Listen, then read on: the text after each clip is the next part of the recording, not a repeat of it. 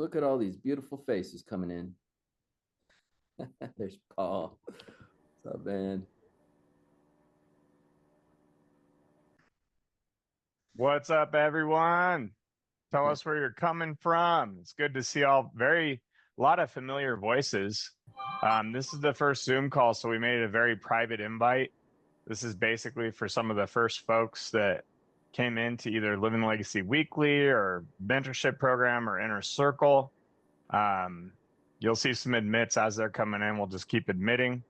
Um, and so if you guys need anything, first off, more than anything, tell us where you're coming from. Throw on your video if you can. We love to see your lovely faces. We have the host, Mr. Emerson Willis, which many of you know. And we're going to get started with our star interview with Keala Kanae. Absolutely amazing guy, becoming better friends with him on a daily basis. Just a total juggernaut when it comes to marketing, personal development, speaking on stage.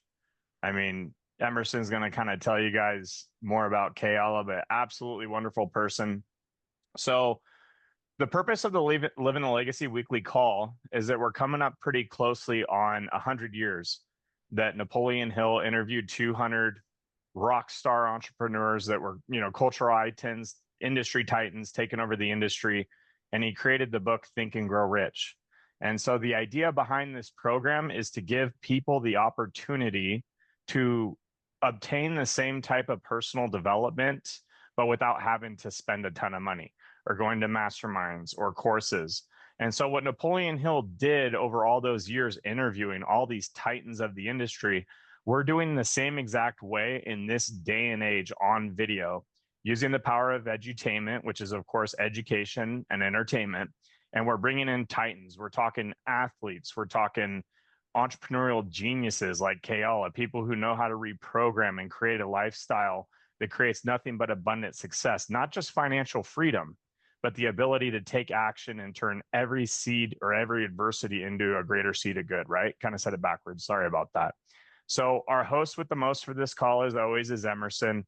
Emerson does an absolutely fabulous job of interviewing. He has over 200 under his belt with Limitless. And Emerson, if you want to say hi and take it from there, I just wanted to do a real quick kickoff and introduce the call and tell them about what we're up to. A lot of you guys will see a ton of content on the back end. It's got Bob's course. The structure for this entire program is based on Bob's teachings. So as he goes through the 13 principles from his perspective after 67 years of study, we're going to basically be deep diving into that content with the rock stars that we bring on the call. So you have a secondary perspective. Now, inside of there also is the workbook, and we really entertain you guys to print that and work on it because we're interviewing these speakers based on the workbook to see what kind of nuggets we could pick up from their perspective on the same teaching and information. So, Emerson, without further ado, this is your introduction. Say hi to everyone, and I'm going to go ahead and mute and let you take over. What's up, everybody?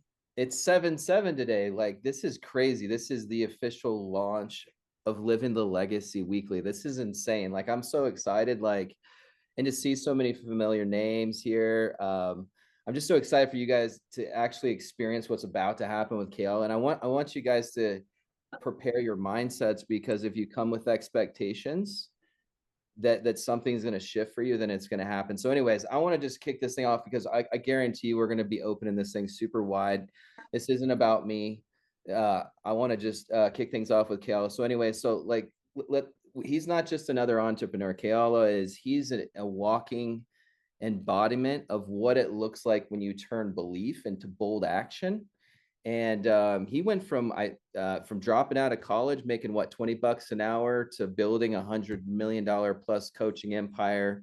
He's helped thousands and thousands of people every day break free from the grind, step into their purpose. But what really makes Keala truly different isn't just the revenue, which I appreciate that about him. It's the way he thinks. And he's got one of the sharpest minds in marketing, personal development, transformation. He's a straight shooter. He'll say it how it is. He's got a deep heart, a powerful story, and an incredible track record.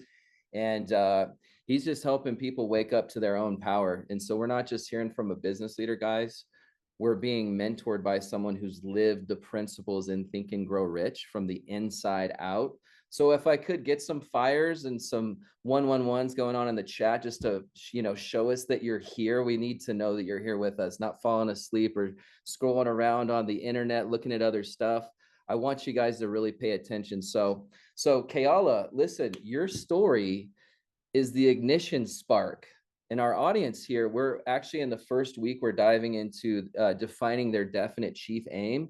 So you're going to help us light a fire with that. So I want to start off with a question. I feel like that's a great way to just dive right into this. Thanks, Joe Kuski. I appreciate all your rockets. Anyways, Kayla, can you tell us about who you were before any personal development, like when you actually truly drove into that? Oh man. Okay. Yeah, let's get started with the good stuff. So, as you know, I mean, today my company and I, we work with entrepreneurs, high achievers, people with big goals, big dreams, big ambitions, helping them overcome things like procrastination, self-sabotage, imposter syndrome, so that they can achieve the goals, dreams, and ambitions that they have for their life. And obviously that's not where I started, right? So if we rewind back about, so this would have been 2009.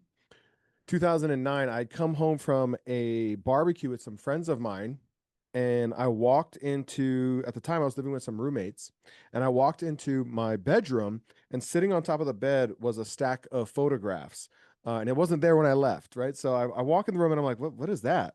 So I walk up on it, it's a stack of photographs. I pick up the stack of photographs and I'm sifting through the stack of photographs, and they're all torn in half. Mm, And there must have been maybe about a dozen of these. And I get to the bottom of the stack, and there's a little note, and the note says, "Picture me out of your life." And that was from my girlfriend of 4.5 years. We'd been together 4.5 years up until that point, and that's how she broke up with me. Pretty savage, I feel like. mm, And so at first I thought like, we'll figure it out. I mean, I'm sure she'll get over it. Obviously, she's upset right now. We'll sort out our differences, this sort of thing. Well, fast forward a couple of weeks from there, and I'd already moved back into my mom's spare bedroom in her little 1,000 square foot apartment. I couldn't even afford to pay rent with my friends. So in that 2 week window, I'd already moved back in with my mom. 2 weeks had gone by. She's not answering phone calls, text messages. She's not responding to me at all. I'm starting to think like, oh my God, this might really be over.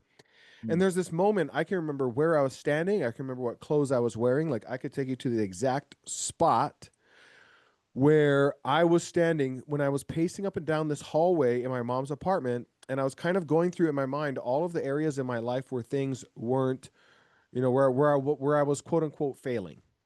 mm. And there's this life changing question, this life changing epiphany. Many of you here are probably smart enough to have asked yourself this already, but I hadn't. It was this life changing question, and the question was, what if it's me? What if Mm, it's not the economy, my boss, my downline, my upline, my friends, my family, my upbringing, my girlfriend, like my brother, my mom? What if it's me? mm, And at first it was like, okay, well, that kind of sucks at first, right? But it was also a freeing experience because I realized if it's me, I can do something about me. I can't do something about any of those other people, but I could do something about me. mm, And at that point in my life, I mean, to be fair, I woke up every morning, rolled over and lit the roach from the night before, and I put myself to bed every night with a 12 pack, like that was as evolved as I was at that point in my life. But it's this moment where I realized it's not, the problem's not out there, the problem's in here. And what am I going to go do about it? I called up a friend of mine who had been telling me about, this training that he had been through that had changed his life. And he had been telling me about it. So I was like, hey, you know, here's what I'm going through right now, man. Do you think this is something that would help me? And I remember clearly he said, I'm excited for who you're about to become. And ooh, he introduced me to a program that changed my life back in 2009, and my life has just taken on a new trajectory ever since then. And that was the first time that I was ever introduced to personal development. Shortly after that conversation, I'm introduced to Think and Grow Rich, books like The Secret, and my life has been radically different ever since. man, that's crazy. So I'm sure some of us can relate to that experience, just like that before. We're like, I feel like it's just so powerful. Bob used to always say that we were conditioned, not created, you know, to Mm. be the way we are. Like, and unless we unlearn that programming, we stay stuck in someone else's idea of normal. Like, you know, you're just in this like blur or this hypnotic rhythm, as Napoleon Hill might put it. But yeah, that's really interesting. So you would say, like, if there was like a super defining moment when something shifted and you realized you were meant for more, would you say that that was that moment, or was there another moment where like something shifted and you were like, I'm made for so much more? When did that happen? What would that look like? Um, you know, going along that journey, Mm. um, and you know, not just that class that I took, you know, a couple of weeks after that experience, but you know, that led me down the rabbit hole of learning everything that I could about our psychology, our neurology, neuroscience. It Mhm. took me down the rabbit hole of philosophy, axiology, the study of values, teleology, the study of purpose, epistemology. You know, questioning what are answers to begin with, and all of these different, you know, roads that I've traveled down with a fascination of knowing that there are rules to this game, whatever this game is, right? I feel like there's rules to the game. And just like in any game, would you agree that, you know, if you don't know the rules of the game, you're highly unlikely to succeed at winning the game in the long run, right? Mhm. Now, Yeah. some people are unconsciously competent about the rules. Like some people are just wired to win. I wasn't one of those people. I had to learn how to rewire myself to win, right? The person I am today is not the person that I was born. The person I am today is the man that I built, you know, Mhm. from the ground up, brick by brick, belief by belief, rewire after rewire. And there was a moment wherein I was having a conversation with a mentor of mine, and we were talking about, you know, quantum, quantum entanglement. And then at the very like highest levels of when we get into like quantum physics, which is physics, you know, where Newtonian physics falls apart.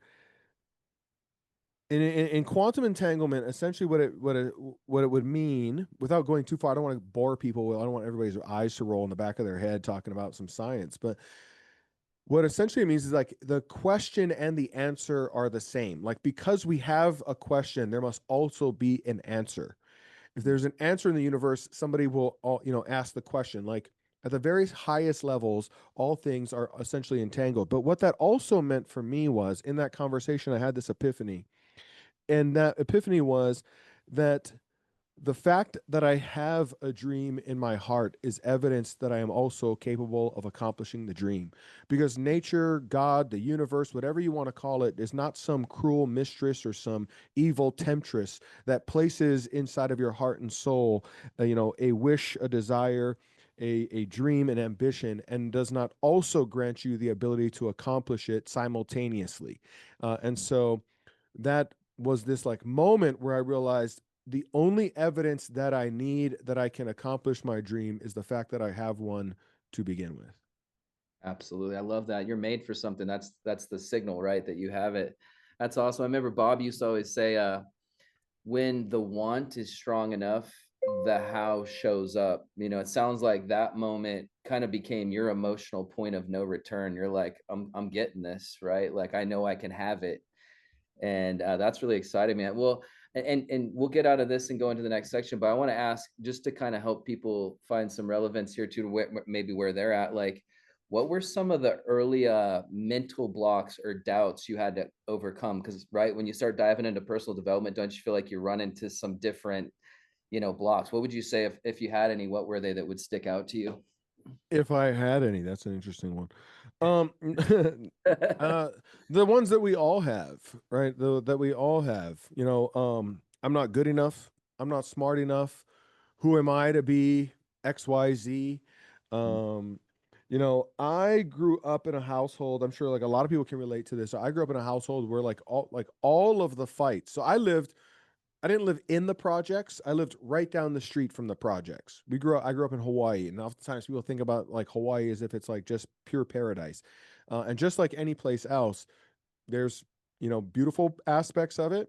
There's not so beautiful aspects of it. I grew up right down the street from the projects, public housing. And Mhm. so I was surrounded by a level of thinking, like all of there was violence I grew up in a violent household. There was domestic violence in my household. It always revolved around money. The Mhm. domestic violence in the households around me always revolved around money. I saw, I remember sitting outside of a liquor store waiting for my mom to go in and get a pack of cigarettes and watching, this guy run out. He had just robbed the liquor store. He ran out, and all these guys are chasing him down the street with knives in their hands. Guys that had worked inside of the store. Like I'm like 5 or 6 years old when this happens, you know. Mhm. And so I had some very challenging beliefs around money, my ability to make money, and therefore my own, self worth as well. And a question for you might be like, how can our net worth exceed our self worth? Was a question that I began asking myself early on in the game. Mm. That's so true. Yeah, that's you kind of lines with we don't get what we want necessarily. We get what we're in harmony with, right? Where we set our it's like we have a thermostat, right? So yeah, it's interesting. Well, that's yeah, it's funny. I love that you said what was the island you grew up on? Was it the was Maui the big island? Which island were you on? Oahu. Oahu. Okay. All right. Yep. Yeah, a lot of people don't realize there's different areas in different areas, right? It's like it's not always paradise. That's cool. Well, so yeah, so I mean, did you ever feel like you were during that like playing a role instead of living your truth? Like you wasn't quite there yet, or. Um, yeah, I mean, don't we all, Mm. to some extent feel like we're playing a role versus living, our truth? I think like that for me really brings up axiology and teleology, and Mm. what it looks like, to live our truth and find our purpose. And I think we'll get into that eventually. But yeah, man, I mean, I didn't, that stuff was not apparent to me when I started, you Yeah. know? Makes sense. Well, and also anybody in the audience too, I know some of you haven't dove into the workbook yet, but one of the things I would say for anybody here is like what part of your story are you still pretending is fine? It's okay, Mm. right? Like sometimes you settle, right? This is the way it is. It is what it is, right? So maybe that's something you kind of acknowledge. But I want to dive into kind of like the next section. So uh what does what does success right now look like in your life today? I mean, internally and externally. Internally, externally. What would you say success means to you now? How would you define that? Yeah, I have a quote. It's like my favorite quote. Mm. I may not get it exact, but it's essentially that the master in the art of living makes little distinction between his work and his play, his labor and his leisure, his mind and his body. He hardly knows which is which. Mm. James Michner. That's a sub quote from a larger body of quote from James Michner. But essentially, what he's saying is that the man or woman, right, the person who has found true success knows no difference between their vocation and their vacation. That work and play are the same. That you wake up every day on fire about your life. That we don't build a life that we need to take a vacation from. And I've been lucky. I wouldn't even really say lucky because it's been a lot of work, but I've been, fortunate enough to find for me what that is for me. Uh, and for me, success looks so. In other words, for me, success looks like I wake up. If you wouldn't change what you do today for all of the money in the world, if $10 million landed in your bank account and you would still wake up tomorrow and do the exact same thing, you are already rich. Mm. Bingo. I love that. That's beautiful. Yeah, it's so refreshing to hear success frame as something internal. Like I feel like the world chases a lot of things like trophies and stuff, but the real win is waking up in integrity with your purpose, right? Hmm. Something that really resonates with you. It's that's just kind of a huge reminder that to all of us that success isn't just found, it's formed by who we become every day. Like, and how do you feel like you've come a long ways, Kayla? Like you've done a lot of things. Do you feel like you still have a hunger for growth? Like, do you feel like you're still stretching and reaching for more growth, in this personal development journey, or like what's that look like for you as far as internally and your perspective moving forward? Uh, growth. This book, Think and Grow Rich, the work that we do in my company Inspirian, the work that I live by every day. It is, and one of the things that I share with our customers is like, it is a journey, not a destination. Mm, Most people get involved with it because they're looking for a destination. They're looking to get somewhere. And mm, then they find, a book like Think and Grow Rich and hope that it's going to get them there. But here's what I'll share with you is like, so every day, when I say it's a journey, it's because no matter how many, layers that I unravel, there's more layers, there's mm, more growth, right? Most people are caught in a revolution. I'm looking for evolution, which means that I'm learning the lessons that are presented to me today so that I can be grateful for exactly the life exactly as it is, which allows me to evolve to the next threshold of my own personal evolution. But we will do that up until the day that we die. Now, mm, but when we are infatuated with the destination and don't learn to fall in love with the journey, then every day that we wake up and we are not at that destination, we have created our own version of hell. mm, When we learn to love the journey, right, then every day we wake up and we've created our own version of heaven. mm. Yeah, that's really good. Yeah, and I wanted to share something. Someone just asked a comment in the chat and they were wondering about how this workbook flows. So what Keala is going to be going over today. So I just want to say this and I'll dive back in is we have all of the Live in the Legacy material with Bob. So everything we're going through right now literally resonates with the introduction of that whole entire program, the curriculum. When you guys are going through that, you will find will completely resonate with what we're doing right here. So I just want you guys to know that. And but that's a really huge thing. I mean, it's wild how our biggest transformations usually happen inside before the outside ever catches up, right? And you feel like you're living that, you have lived that. Like if you could pick one, can you share like a personal story of a really powerful transformation that you experienced, like a huge breakthrough where you're like, that was like just really phenomenal?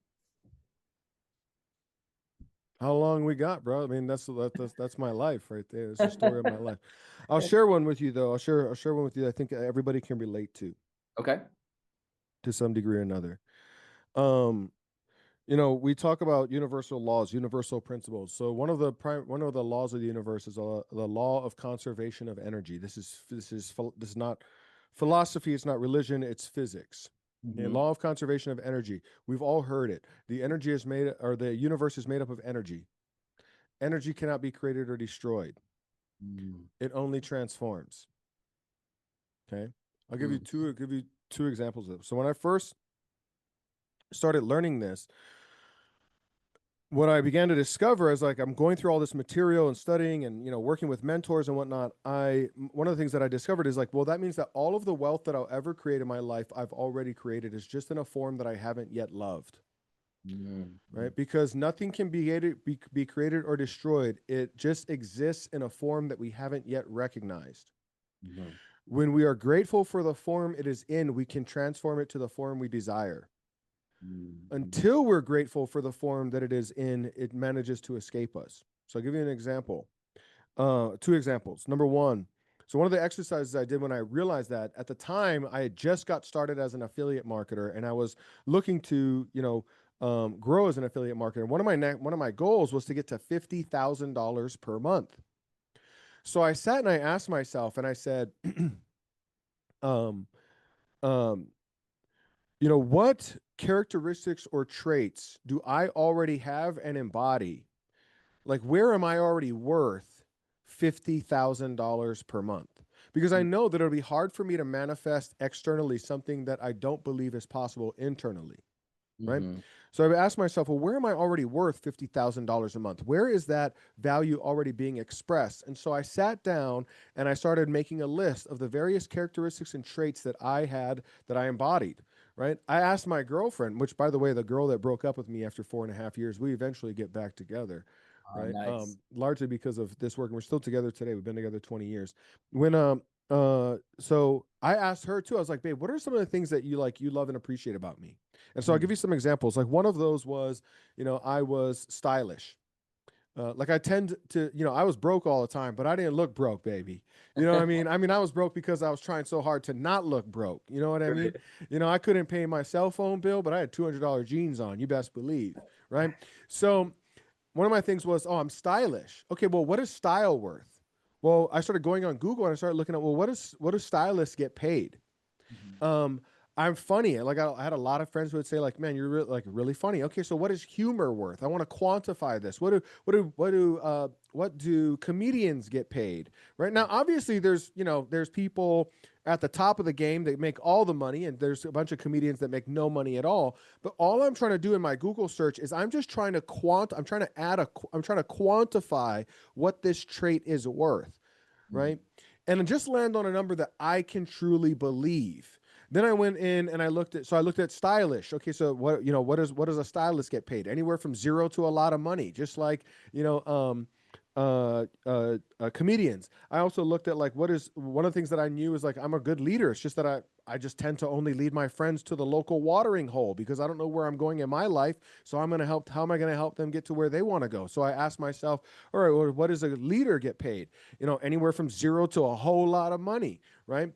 And so I basically went through this list. I list out all these characteristics and traits, and I end up coming up with like 30 or 40.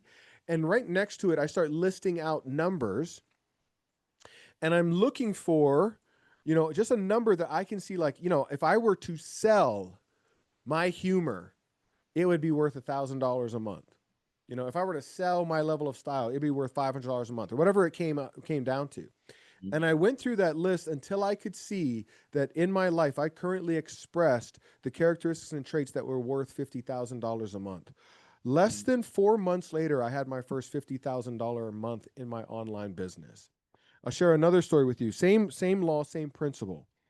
Um, this is years now later that I'm already, I already done quite well for myself. But I pick up my son. We go to lunch. It's me, my son, and my fiance. And so we're sitting at lunch. He's about 16 years old at the time. I can tell he's in a really bad mood. And so I asked him, I said, well, what's going on right now? And at first he didn't really want to say anything. And he's like, well, I had a falling out with my friends, his two best friends. So I called first thing I asked him, I said, are you open to some thoughts on this? He says, yeah, sure. So that's thing one is I'm not going to give him unsolicited advice. I'm asking him for advice. I'm asking if he's open to advice. I called the server over and I said, "Hey, can I get a pen and paper?" So the guy brings me over a pen and a napkin. So we Yeah. sit there at the California Pizza Kitchen at the Kahala Mall in Hawaii. And we sit down and I say, "Okay, so what is your two friends' names?" So he gives me his friends' names. So I Mhm. write down these two friends' names. And I said, let's call them Joey and Jimmy. I don't remember their names. So I say, all right, so what do you miss most? What characteristics and traits do you miss most about Joey? Because clearly he's experiencing that he is feeling that he is missing something. But we know that nothing can be created or destroyed. It just transforms. Right? It just Mhm. changes form. So I asked him, okay, so what characteristics and traits do you miss most about Joey? Joey was smart, caring, funny, athletic, whatever it is. Then we go to the next person, Jimmy. What was it you miss about Jimmy? Oh man, he was like funny, good grades, studied hard, great hard worker, blah blah blah, whatever it was. And we started listing these traits out. So next to each name, I was like, let's keep going. Like, what else? What else? What else? Until we came up with 10 characteristics or traits that he missed about both of those people. Yeah. And so I asked him, I said, okay, so next to each one of these now, I want to know, we're going to figure out who is currently in your life right now that reflects this same characteristic or trait. Now, some of these people may have existed in your life prior to this falling out between you and your friends. Some of them may have just started showing up after this falling out between you and your friends. But Mhm. nothing can be missing. So we're sitting there and we're like, all right, so who in your life is currently reflecting funny? And we're listing the names. Who in your life is currently reflecting, caring, listing the names, honest, listing the names. And we just went through literally every single trait on that napkin until he got a tear in his eye. And I said, what are you teary-eyed about? And, he looked up from the table and he said, thank you. I said, why do you say thank you? He said, because I can see nothing's missing Mm. in my life. Wow. Right. And so because we get attached to the form that something is in, we cannot see or was once in, we blind ourselves to the new form. Now, everything in the universe is constantly evolving, Mhm. right? There's nothing stays the same. The only constant is change. And if we look back over time, we'll see that there's a constant evolution towards a higher and greater order across time and space. This is just a law of physics. Now, um, what I was the when we are attached to the form in which we think something is supposed to exist, we blind ourselves to the form it's currently in. When we blind ourselves to the form that it's currently in, we're not able to be grateful for the form that it's currently in. When we're not grateful for the form that something is currently in, we cannot transform it to the form that we desire. Yeah, that's wild, man. You were talking about when we were meeting the other day, you were talking about these two places. There's the way we want life to be, and there's the way life it is, and all suffering somewhere in the middle. It sounds like that almost relates to what you're talking about, right? That all the source of all human suffering is found in the gap between what life is and what we think life ought to be, should be, supposed to be, needs to be. So we just had a good question on this, Kale. I don't mean to interrupt you guys because you're on a rhythm. But I know it is important for everything you do. Adora asks, Adora is close to our entire company and everybody on this call. She asked, did you ever work with Dr. DeMartini? So you can John and I answer. are You can John answer and that I one. are friends. John and I are friends, yes.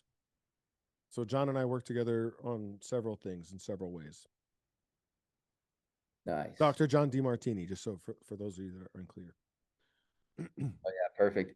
Yeah, that's really powerful stuff. And I want to hit on some stuff. So when you're watching like the Bob Proctor video, which we were like framing this all after, I want to see how this resonates with you. So Bob, when you're watching it, there's this thing he says where he says, "You've already got everything you need inside."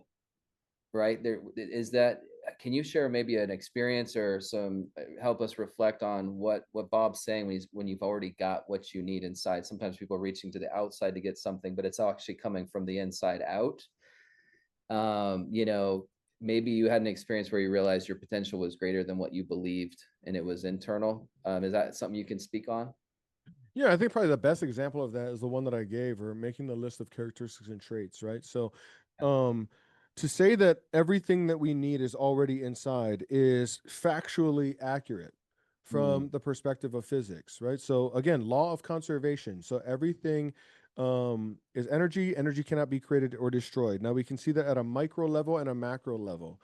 So at a micro level, let's say, okay, so for inside of every human, every characteristic that or trait that can exist in a human being does exist in a human being. Okay. We oftentimes blind ourselves to this because we think that we're supposed to be one side without the other.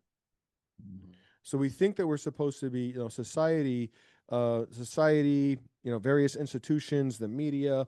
There's this general narrative throughout, history that states that, like, in order for us to be worthy or successful or enlightened, we're supposed to be like always kind, never cruel, always happy, never sad, always positive, never negative, always honest, never dishonest, always peaceful, never wrathful.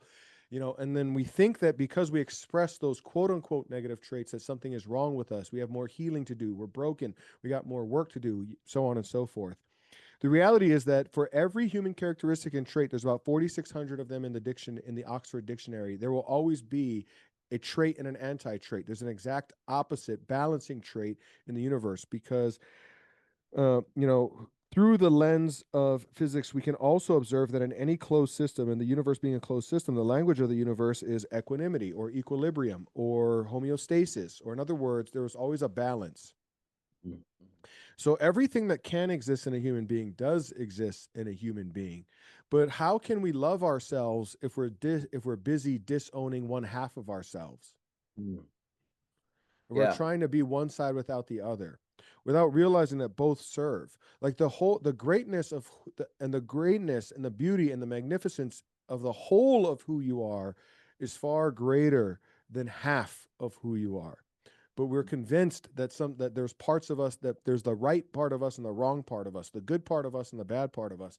And so we try to live a one-sided life, cutting half of ourselves off, and then go to war against ourselves. And then we wonder why we have war in the world when we can't even have peace in our own body and our own mind, or our own household, or our own community, or our own state, or our own nation. And if we can't have peace there, how can we have peace anywhere? Absolutely. That's one of the big things that we have as a desire. I know Andrew shares this as well. One of the reasons we're doing this is to reach people out in the world and help them figure out this thinking stuff right from the inside out so we can uncover that. There was an interesting part in the series with Bob here where he says he would have people that would come up to him and they would ask him about this Think and Grow Rich book, and they would say, "Bob, what's the secret? What's the secret, Bob?" And he goes, "I can't tell you the secret because if I tell you, you won't go looking for it." So, when what do you think Napoleon Hill and Bob Proctor were? Why did they leave the secret in Think Grow Rich unnamed like that? How do you feel like that might empower people? I mean, this is my own perspective, on it. But how can they name it when like I think it's different for every person because the secret is you. Mm. That's beautiful. I love that. So they discover themselves through the material, right? It starts to come through them, and that material starts. I feel like all that material starts to come through almost like a big mosaic, right? You can't talk about one principle without hitting the other one. They all kind of work together. Some people, but yeah. And now here's another interesting part that really stuck out to me. Bob was talking about human, and I know that you're gonna have fun with this one. I already know it. So Bob said humans are the only creatures that are not naturally at home in our environment because we have the power to create our own, right? Can you expand a little bit on that and share an example, kind of like how you have an animal here who is just perfectly at home in their environment, and then there's us, these human beings. Like, what makes us different? Can you expand on that a little bit? Yeah, I mean, we're the only species on Earth with a prefrontal cortex. And Uh-huh. so the prefrontal cortex is so we have the animal brain, because there's a perfect balance in the universe. If we have an animal brain, which is our subcortical brain, our amygdala, hippocampus, basically the survival mechanism of the brain, because there's a perfect balance in the universe, if we have an animal brain, we likely have an angelic brain. That would be the prefrontal cortex, right? So prefrontal cortex is where we start asking for all of the meaning in life. It's why, we ask like, who am I? Why am I here? What is my purpose? What was I put here for? What is the meaning of life? It's like your dog's not walking around wondering those things, You're right? right. And so the fact that we have a prefrontal cortex, which from a teleological perspective would be the purpose center of the brain, it is the portion of our brain that provides us a purpose, or what Bob might call a definite chief aim, right? Because we have that, we are drawn towards a mission, um, to create meaning, to create value in our life, and that is unlike any other species. So we don't most species will adapt to the world. We adapt the world to us in many ways. That makes sense. So, like us as human beings, we can create our environment, right? We could design our room, design the way you dress. Like everything is, we create it. And like some people will say, "Oh, well, I didn't create this reality around me," but the way you think does affect what happens around you, right? So, like, if you really start to think about how can we redesign our life consciously, we need that prefrontal cortex to be involved there, right? That's something that human beings have that's unique. That's why we can invent stuff like rockets and Right. tons of stuff like this. So it's important to, I think, separate ourselves from the animals and just really realize how powerful it is that we have that, right? Hmm. So now here's another one. Here's another question. So Bob talks a lot about faith. Obviously, there's an entire chapter in Think Grow Rich about faith. How can someone build faith in the idea that there are no accidents in the universe? So Bob says that right out the gate when we get into the thing, goes, there are no accidents in the universe, especially in tough times. So what are your thoughts on, and maybe you see this from a different perspective, but like, do you believe that there are no accidents? How does faith work in this mechanism where it's kind of like that law of attraction or things seem serendipitous? Like what's going on there? I mean, ultimately, what you're asking is, or at least what I believe that you're asking is, you know, is there a hidden order in the apparent chaos of life? Right? Is there, um, and so we can again observe that everything has every for everything for there's a perfect balance in the universe. Right? So for every drawback, there must be a benefit. For every benefit, there must be a drawback. For every payoff, there must be a price. For every price, there's an equal and opposite payoff. I'll give you an example. Adora will probably be familiar with this one. I was actually rereading one of John's books recently, and in it he talks about the bubonic plague. Right, so we know the bubonic plague, 14th century, killed tens of millions of people. Everybody around during the 14th century, you know, the narrative at the time was that man must have disobeyed the gods, and the gods are punishing us. Right. Well, now most people know the history of the bubonic plague as an example. What most people don't know is that, you know, now fast forward, that's the 14th century. Okay. Fast forward to the 80s and 90s during the AIDS epidemic of the 80s and 90s, which I lived through. I don't know if you were even alive, Emerson, but I was alive. I was a kid during the 80s and 90s. During the 80s and 90s, during the AIDS epidemic, what most people don't know is that millions of people were immune to the HIV virus because of a mutation in their DNA that was passed down from their ancestors who survived the bubonic plague. So something that took millions of lives also saved millions of lives. So was it good or was it bad? Right. Was it, you know, was it evil or was it angelic?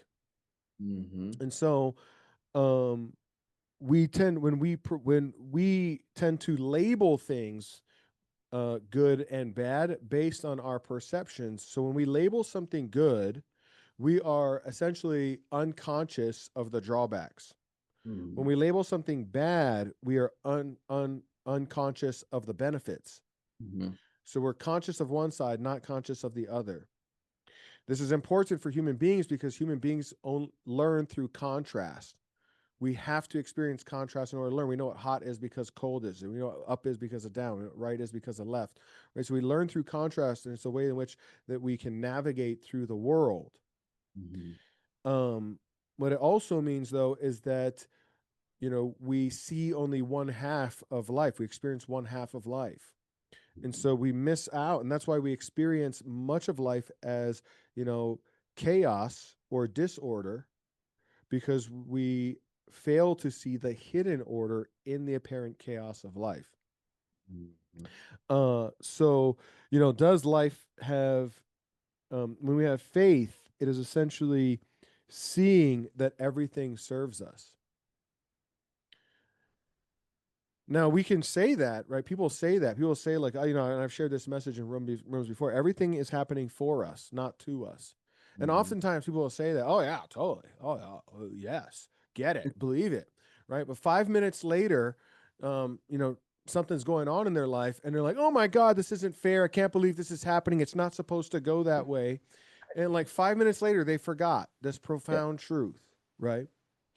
And so, you know, one of my key practices, or one of the, you know, things that has definitely helped me become a master of life versus the masters in life, is to learn to see both sides in every experience, to see the hidden, you know, to see the, you know, the hidden blessing in the apparent curse, to see the benefits in the apparent drawbacks, to see, you know, what lessons I might be learning in the current challenges that I'm facing, such that I can be grateful for exactly what the way that life is, versus projecting my biases on life and saying this is how life is supposed to be.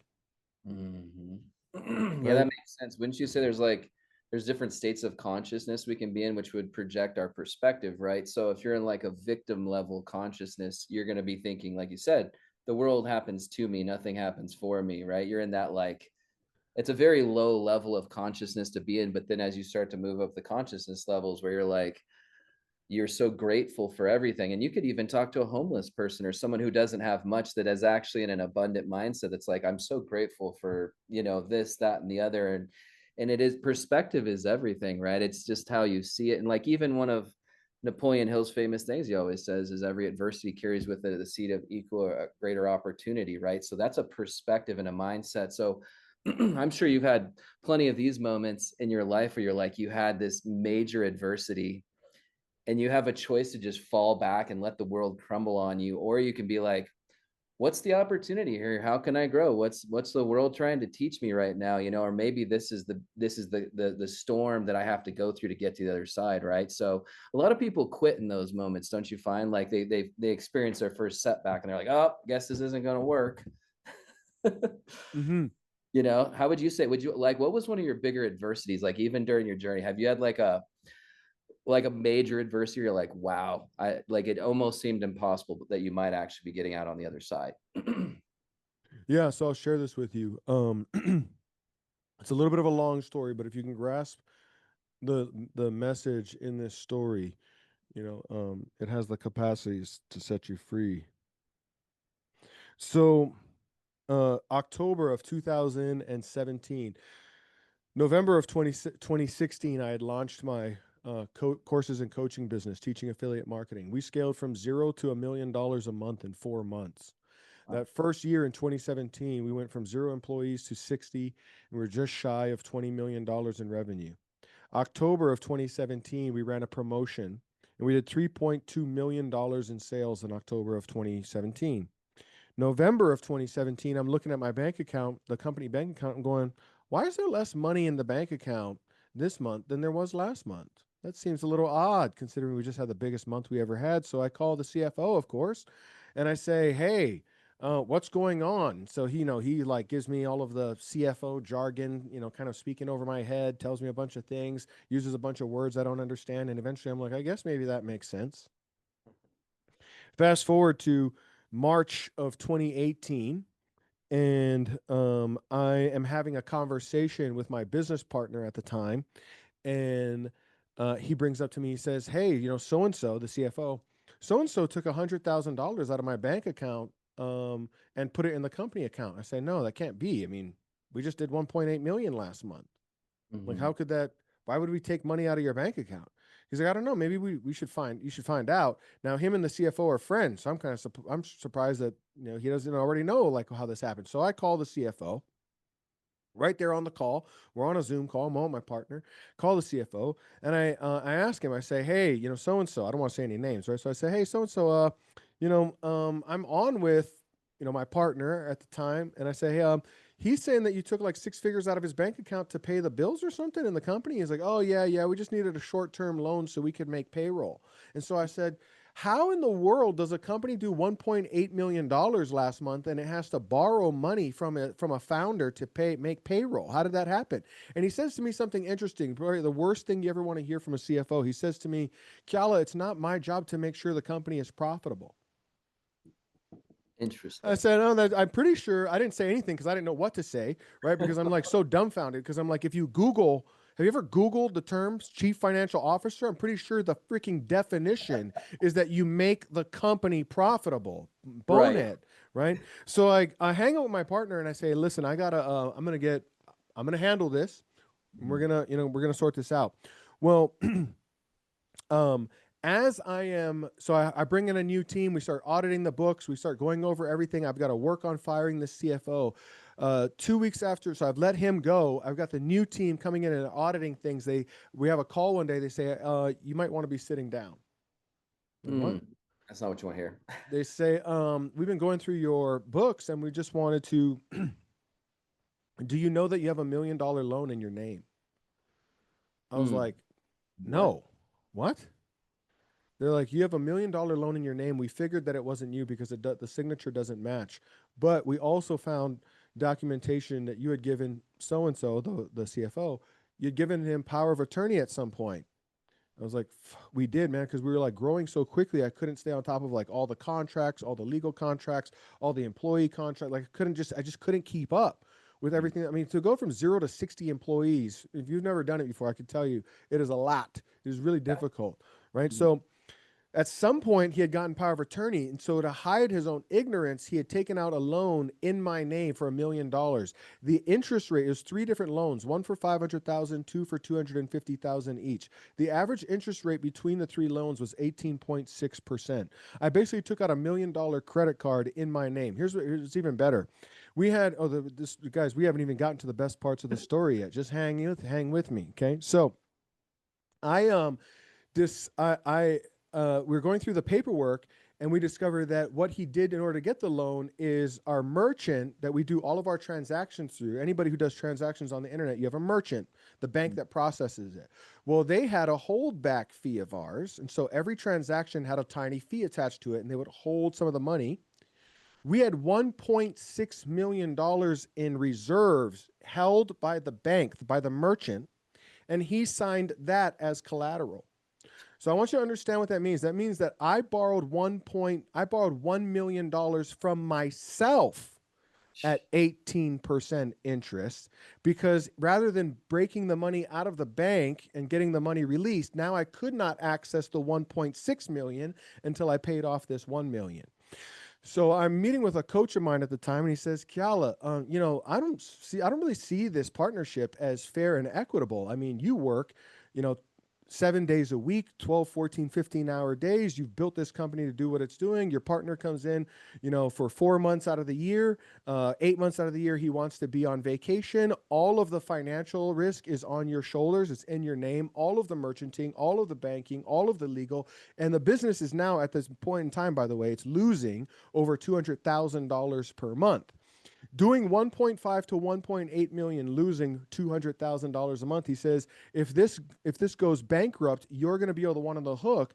Now would be a time for you to have a conversation with your partner and potentially revisit this partnership. So I tell my partner, so I get on a call with my partner and I say, man, listen, I don't know if you know this, but I got all these loans in my name. I got all these challenges going on with like the merchant, blah, blah, blah.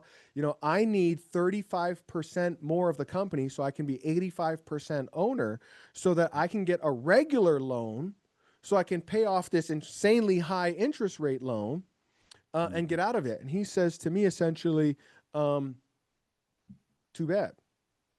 So I was like, buddy, like we've got to, like, I'm not even asking for it for free. Like I'll buy you out. And he's like, I don't know that I want to do that. And so this begins a partnership breakup between me and the partner.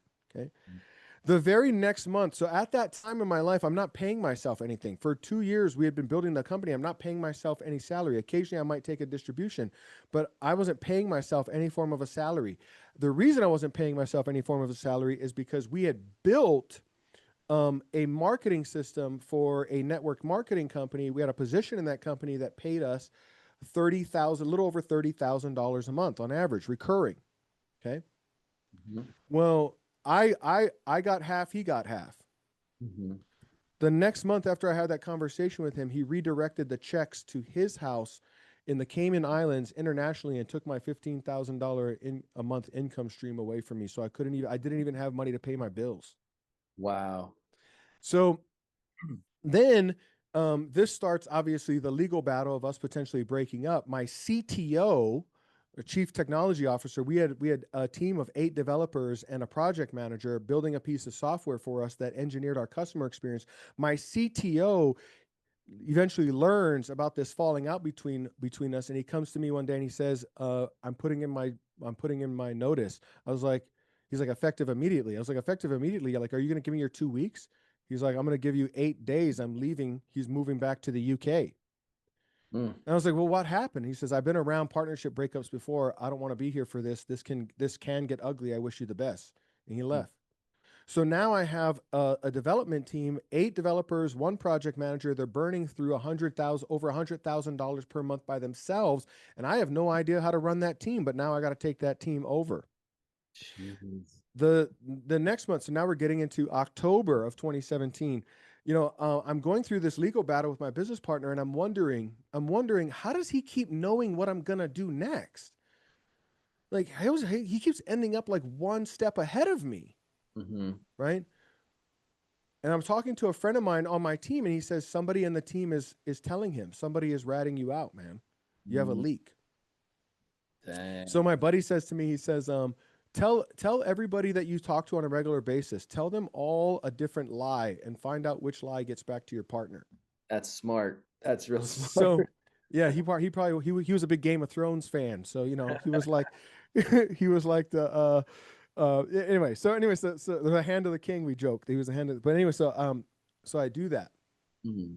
The person ratting me out is my COO, the number 2 in command of the company. Are you kidding me, dude? The guy that I'm meeting with every day, that I'm relying on to potentially help me, back the business. He is the one. So I later find out that my business partner had already paid him money to basically rat me out, one, and then two, to basically ensure that that guy had a position with my partner if my partner got the company, and even if he didn't get the company, he was going to go with my partner. So my partner had already kind of bought and paid for this guy, the number two in command. Wow. It's, Um, I don't mean to cut you off, but just wow, I just wanted to insert this here is it's like wild. I think a lot of people hearing this are like, I think they think when they see people that are really successful that there's no trials and tribulations when you're crushing it. And in fact, they like this is an example of how like you can win, but also still go through like the most major adversity. So keep going, man. I just wanted to make that comment because it's just like it's insane. well, there's several parts of this story that I'm leaving out. Like there's a moment in, so I finally get the company turned around and I get us back to making a profit. I had to let go of a bunch of people. I had to, get rid of our office. I do all this stuff. And I finally get us to a point of making a profit for 1 month. And the very next month we start losing money again. We're digging through things. We're trying to figure out what happened. And what ended up happening, the short version of the story is the developers had moved our servers from one set of servers to another set of servers without warming up the IPs. So our emails were all going to the spam folder in the new servers. That cost us $600,000 of lost revenue the month after I make the company profitable. Why does it happen? Because I have no CTO overseeing them, Oh right? man. And I don't know if most people can understand this, but when you're in a situation like this, here's the I am essentially trapped, because if I don't make the if I don't make the company profitable, then I can be accused of not fulfilling my fiduciary obligation as the CEO, which means that my partner gets the company. But if I make the company profitable, I now drive up the number that he's asking for to buy him out. Mm. So either way, I lose the company. It's a conundrum, basically. Yeah. So Yeah. it feels like, you're damned if you do and damned if you don't. Now, in all of that situation, there's a couple of things that I know. Right. Mm. There are some things, there's some wisdom that I'm holding on to that is allowing me to navigate through this. Okay. One is that whatever we judge in others, we disown about ourselves. And how can we love ourselves if we're disowning parts of ourselves? So on a regular basis, all of the judgments that I was having about my business partner, that he was selfish, greedy, spiteful, rude, whatever it was, dishonest, but on a regular basis, I was sitting down and making a list of the judgments that I had about him and then asking myself, where have I shown up that way in my life? Mm. Yeah. So that I can own the traits that I'm judging about him, right? I want you to think about this for a moment, like the profundity of what I'm sharing. So I can own the traits that I'm judging about him, which keeps me less charged. I'm less emotional, right? That way he can be volatile and emotional, because where emotions are high, intelligence tends to be low. Mm-hmm. And so let him be emotional and be volatile. I'm going to stay balanced and poised. Mm-hmm. But as I'm discovering those things, right? As I'm discovering those things, as I'm picking up those characteristics and traits and I'm owning them about myself, what's ultimately happening? I'm loving myself. Mm-hmm. What better purpose could a human being serve in your life than to help you through adversity, help you learn to love yourself more wholly and greatly? Now, for months, I go through that so that I can do my best to stay grounded in this, wave of uncertainty when it feels like everything is falling apart around me. December of that year, I woke up one day, I was having major anxiety. We had less than 2 weeks of cash in the bank left. And I call up a buddy of mine who's coaching me. And we sit down and he says, what do you most judge about what you're experiencing right now? And I say, man, I've never worked harder in my life and I'm more broke than I've ever been. Mm. Like, this is the hardest I've ever worked this year. And what do I have to show for it? And he said, great, let's go look at what you do have to show for it. Mm-hmm. So he says, law of conservation. Nothing can be created or destroyed. It can only transform. Mm-hmm. And so, he asks, okay, so like I have all these team members falling away. And so he asks, okay, so who's been showing up? For every challenge, there must be equal support. So who's showing up? I was like, oh man, I didn't even think about that. I have this husband and wife team that I had known since 2013. That were some of my best affiliate marketing students. They had built their own company. They had a huge corporate background, and they had both stepped into the company to help me out. Mm-hmm. One took over my operations. The other one took over my marketing team so I could be invested in this legal battle that I'm dealing with. And another guy on my team had stepped up from being in charge of media because we couldn't afford to keep the media department, which was all the videography and social media content and whatnot. He had stepped up and taken over the sales team. And so, again, when it feels like everything is falling away, it's actually falling together, right? So I'm looking at this and I'm realizing, oh my gosh, all of these challenges that I've been going through is helping me build a team that's stronger, more loyal, more capable, more, more potent, more powerful than the team that I once had. And so Mm-hmm. he asked me this question. He said, so is this the team that you could go build $100 million company with? And I said, yes. Mm-hmm.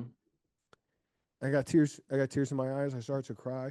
I called up every one of those people and I said, thank you so much for coming, stepping into my life and helping me fight this battle. And it was at that moment that I realized that my business partner and all these challenges that I was going through, he was serving me Mm-hmm.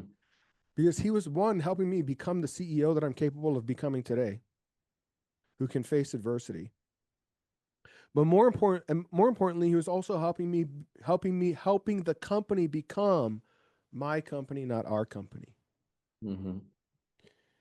And so the moment, okay, that I am grateful for him, that very next day, I get a call from my new CFO, and he says, your partner just called me, and he's willing to accept this number, which was just exactly at the number that we had previously agreed with, the number that I'd be willing to pay. The last money that I had to my name, I wrote the check to start the payment. I had two payments, was in the contract, initial payment, a payment that was due 6 months later. The last money I had left in my name, I literally had nothing left to my name after I wrote this check. I wrote him a check. I ran a promotion in my company. We did 2.2 million in sales over the next 2 weeks over the Christmas holiday. And December 7th, 2018, I became the official owner of what then became known as Full Stack Marketer. So, and I share all that to share, if I can go through all of that and be grateful for it, like I want you to understand what I'm sharing with you. I am grateful for it. I hold no animosity towards my former business partner. If I saw him today, I would hug him. Some friends of mine were just at a conference and they saw him and they were chatting with him. And I told them, I was like, if you talk to him, tell him I said hello. Now, he might not feel the same way about me, but that's his work to do. Mm-hmm. But I can see, right, how everything was leading to me becoming the CEO that I wanted to become. Today, I can read a balance sheet better than most CFOs. Today, I understand what a P&L statement looks like. Today, I run my business sitting from the financial cockpit. I can understand those things. Like today, I am the person I long to be because of that challenge. Mm-hmm. And so to take that away, to wish that it had been any different would be to wish that I am not the person that I am today, which would mean to wish away my goals and dreams and my purpose in life. So when Wow. the road falls, when it feels like the road is falling out from underneath you, it's really rising up to meet you. When it feels like life is falling apart, it's actually falling together. When it feels, like everything in the world is against you, it's actually lifting you up to carry you along your mission. And when you are blessed with that wisdom, you weaponize your mind against all challenges in life and you become a master of your life. Wow. Wow, there's so much connection here. It's not even funny. I know Andrew's feeling this hit real hard. I'm like, your story is like literally paralleling with our entire journey. And it's not even funny, bro. We'll have to have another conversation about that. The day that you had your situation where you said December 7th, right? Yep. Here's what's crazy. 2018. That's my birthday, by the way. That's weird. Anyways, another thing that's weird, there's a lot of sevens jumping around. Today is 7/7. We're launching Living the Legacy. 7 weeks are what? 7 days. All right. So anyways, that is really powerful stuff, bro. I hope everybody that's listening really understands what he's saying, because that can apply in smaller case scenarios, right? It's not necessarily a big giant company.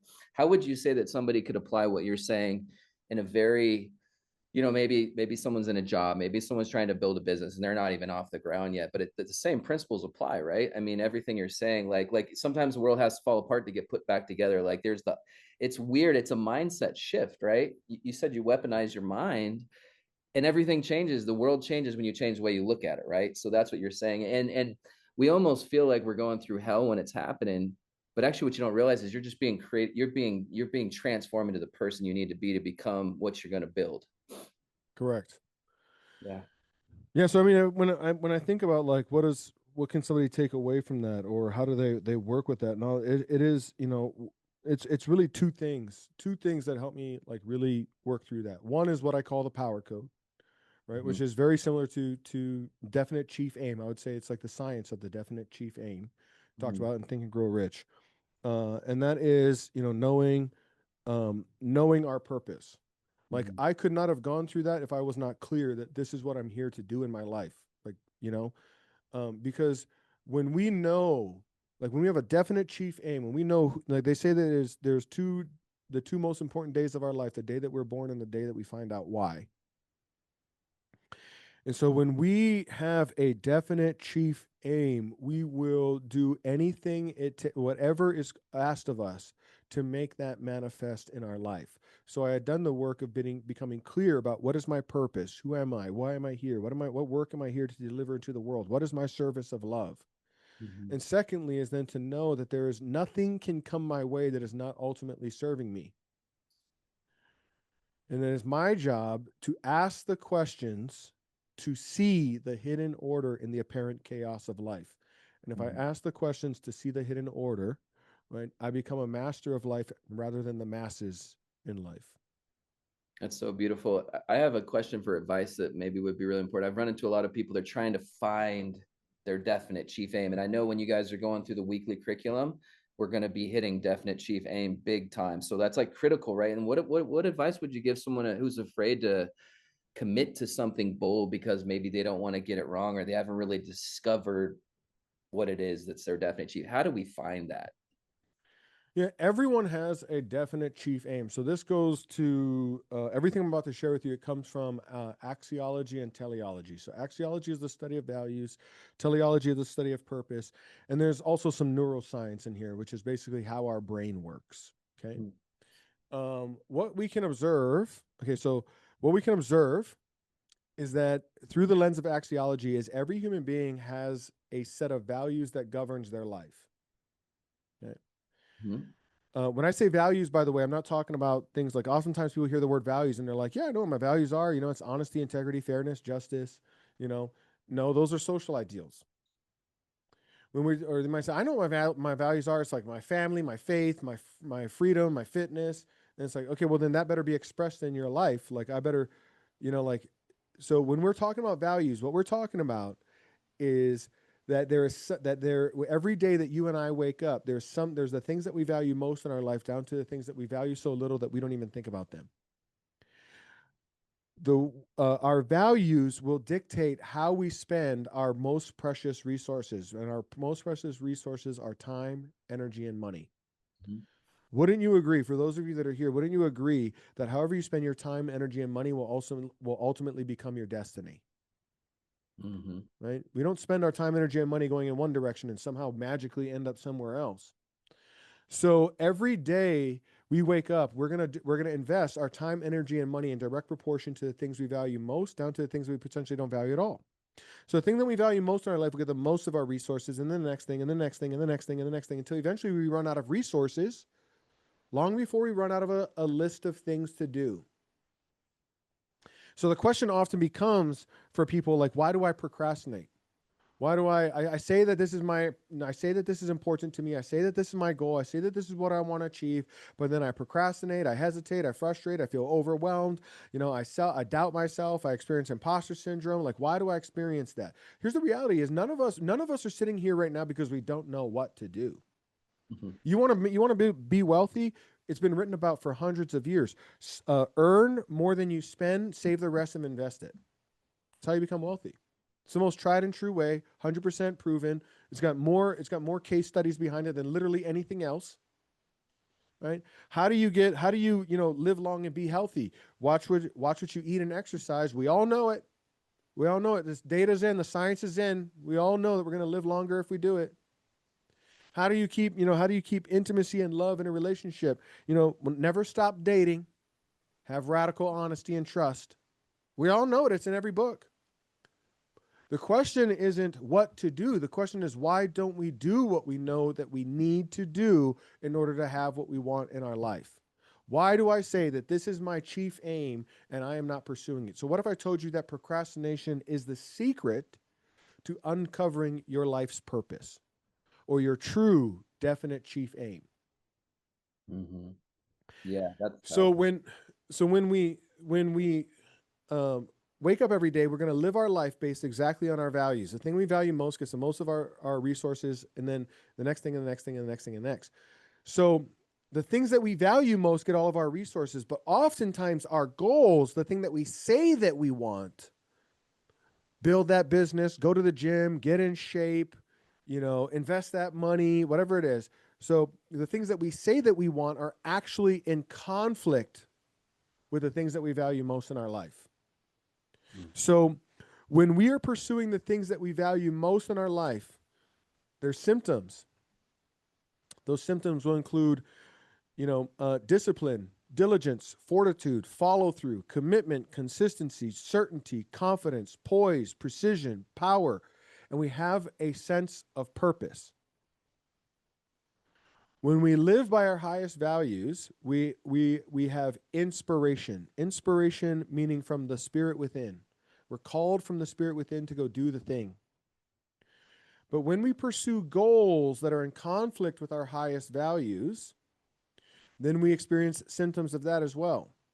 Those symptoms often include procrastination, hesitation, frustration, self-sabotage, imposter syndrome, overwhelm, right? Shiny object syndrome. The things that tend to keep us from getting what it is that we say that we want. That means then that our physiology, our very bodies are designed to wake us up when we venture away from the things that are actually unconsciously most purposeful and meaningful to us. It means that our brains, through the lens of teleology, our brain is a purpose-seeking machine. So whatever it believes to be most meaningful and purposeful in your life, it will automatically pursue. But the moment that you try to pursue something else, it will try to wake you up to that by showing you symptoms: procrastination, self-sabotage, imposter syndrome, so on and so forth. And so when we are pursuing the things that we value most, when our goals align with our values, that's what I call the power code. Because then you are empowered to do whatever goal you set in your life. Like when your goals and your values align, you are unstoppable, unbreakable, unshakable, right? You are purpose driven. You have a clear, definite chief aim.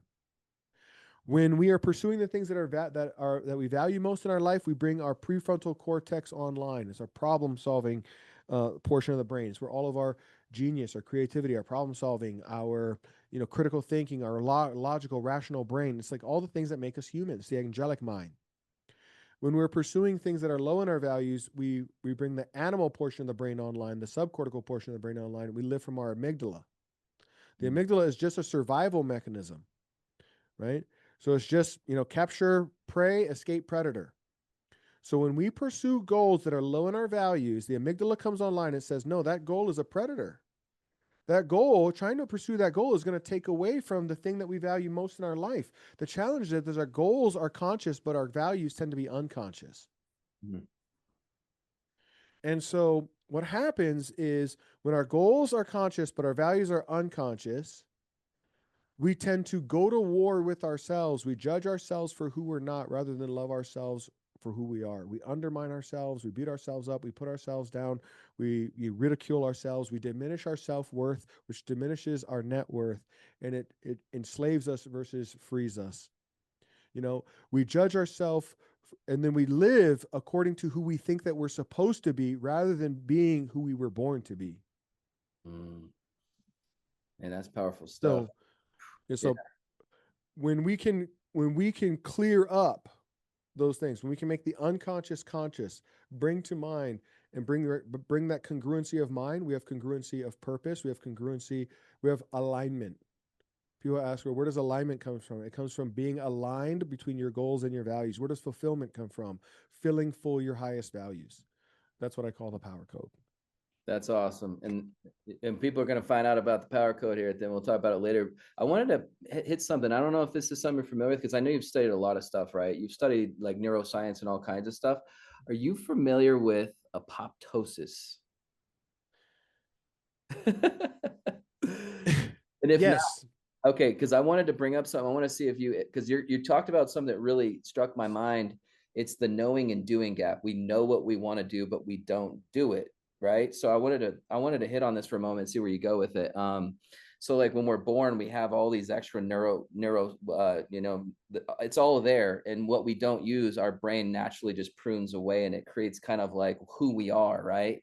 And that could be for better or worse depending on what our environment is and all that stuff, but we have everything we need when we're born. But I wanted to look at apoptosis, and but basically, guys, what apoptosis is, it's when you it's programmed cell death. It's literally your brain is just like pruning out what it doesn't use. And in it, when you become an adult, like personal development stuff, we know what we want to do. And I wanted to get your take on this, but like in personal development, it happens naturally when you're a kid. It's going to naturally happen. Stuff's just going to fall off because it's not being used. But when you're adult, if you want to retrain your brain or prune out aspects of your mind that are not in alignment with your assignment, we have to literally go in there and prune what's there. But some of the stuff you've built up is probably like a big redwood tree, and you got this little baby, this little baby thinks in it, and they think if you hit the redwood tree with a little axe, it's going to fall over. And so they're running off of their own paradigm. Bob Proctor talks a lot about paradigms, right? So we have to start starving that stuff and create literal apoptosis, because that's an actual physiological thing in the brain, right? It's actually literally killing neurons. It's basically disintegrating them. So if we have a big gap in what we want to do versus knowing what we want to do, that's where we have to change our paradigm, right? So like, I thought it was an interesting subject. I stumbled on this other day, and you're talking about neuroscience, but like, I feel like people run into a big challenge on the knowing and doing gap, like getting from there to there. Like, and so how do we do that? Well, you have to starve that portion of your brain that's trying to do the thing that's in, like you talked about, if you're not in alignment, you're going to have all those, what did you call them, symptoms? You're going to have like procrastination, all these things. So how do we become more aware of, do we have the symptoms? What would it look like? We could probably run a quick check and be like, do I have procrastination? Check. Like, well, we would look at like, where do you procrastinate? Right. So apoptosis in neuroscience is called neural pruning. So whatever portion of the brain where we're not using the neural connections, those neural connections will eventually fall away, and we can build new neural connections through strengthening new, thought processes, behaviors. I can talk a little bit about that. We call it remyelination of the brain. But when you're talking, so when we experience procrastination, when I experience procrastination as an example, right? Like there's something that I know that I need to do, I have to do. Listen to my language, by the way, because our language always gives us away, right? Because when I know that there's something that I need to do, have to do, should do, supposed to do, and I'm not doing it, that for me is like, that brings to awareness for me, like I am pursuing something, like my mind does not see how this thing is helping me, live by my highest values or pursue my life's purpose. And at that point, there's really two things. I can either delegate it away, which means I pay somebody else to do it, or I learn to love it by asking myself, okay, well, how does this help me accomplish my life's purpose? Now, this first assumes, though, that you're very crystal clear about what your power code is, right? Because if you're not clear about that, then the exercise doesn't work, right? But asking ourselves, okay, so how does this serve me? How is this helping me? Like, how is this helping me accomplish the thing that I say that I'm on this earth to do? You know? And when we can see that, we will begin rewiring the mind to automatically pursue that. Give you an example. In 2020, during the pandemic, with my fiance and I, we had been locked away for like 76 days or something like that. There's a morning I get on the scale, I look down and I think, oh my God, I think I might have eaten a third grader. Okay. Uh, and I'm like, what happened to me in these 76 days? So now listen, this is important, right? I could say that I valued health. I could say that I valued my fitness, but the scale says the objective evidence in the world around me says I don't. So it doesn't matter what we say, right? So the good news for everybody here is that your life demonstrates what your definite chief aim is. Mm-hmm. It's already there. It's already present. It's not something that you have to create. It's something you uncover. Mm-hmm. We are all born with we all have a purpose. Now, it's not static. We can shift it. We can change it. We can adjust it. Now, so when I look down at my scale, I can tell like my actions show that I am not committed to my own health. Mm-hmm. So I know that if I'm acting in accordance with my values, I'll be inspired from within to go do it.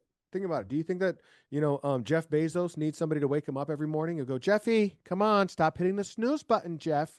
Jeffrey, wake up and watch your Eric Thomas videos. Get motivated. We got to go outside and we got to go run the everything store. He doesn't need that, right?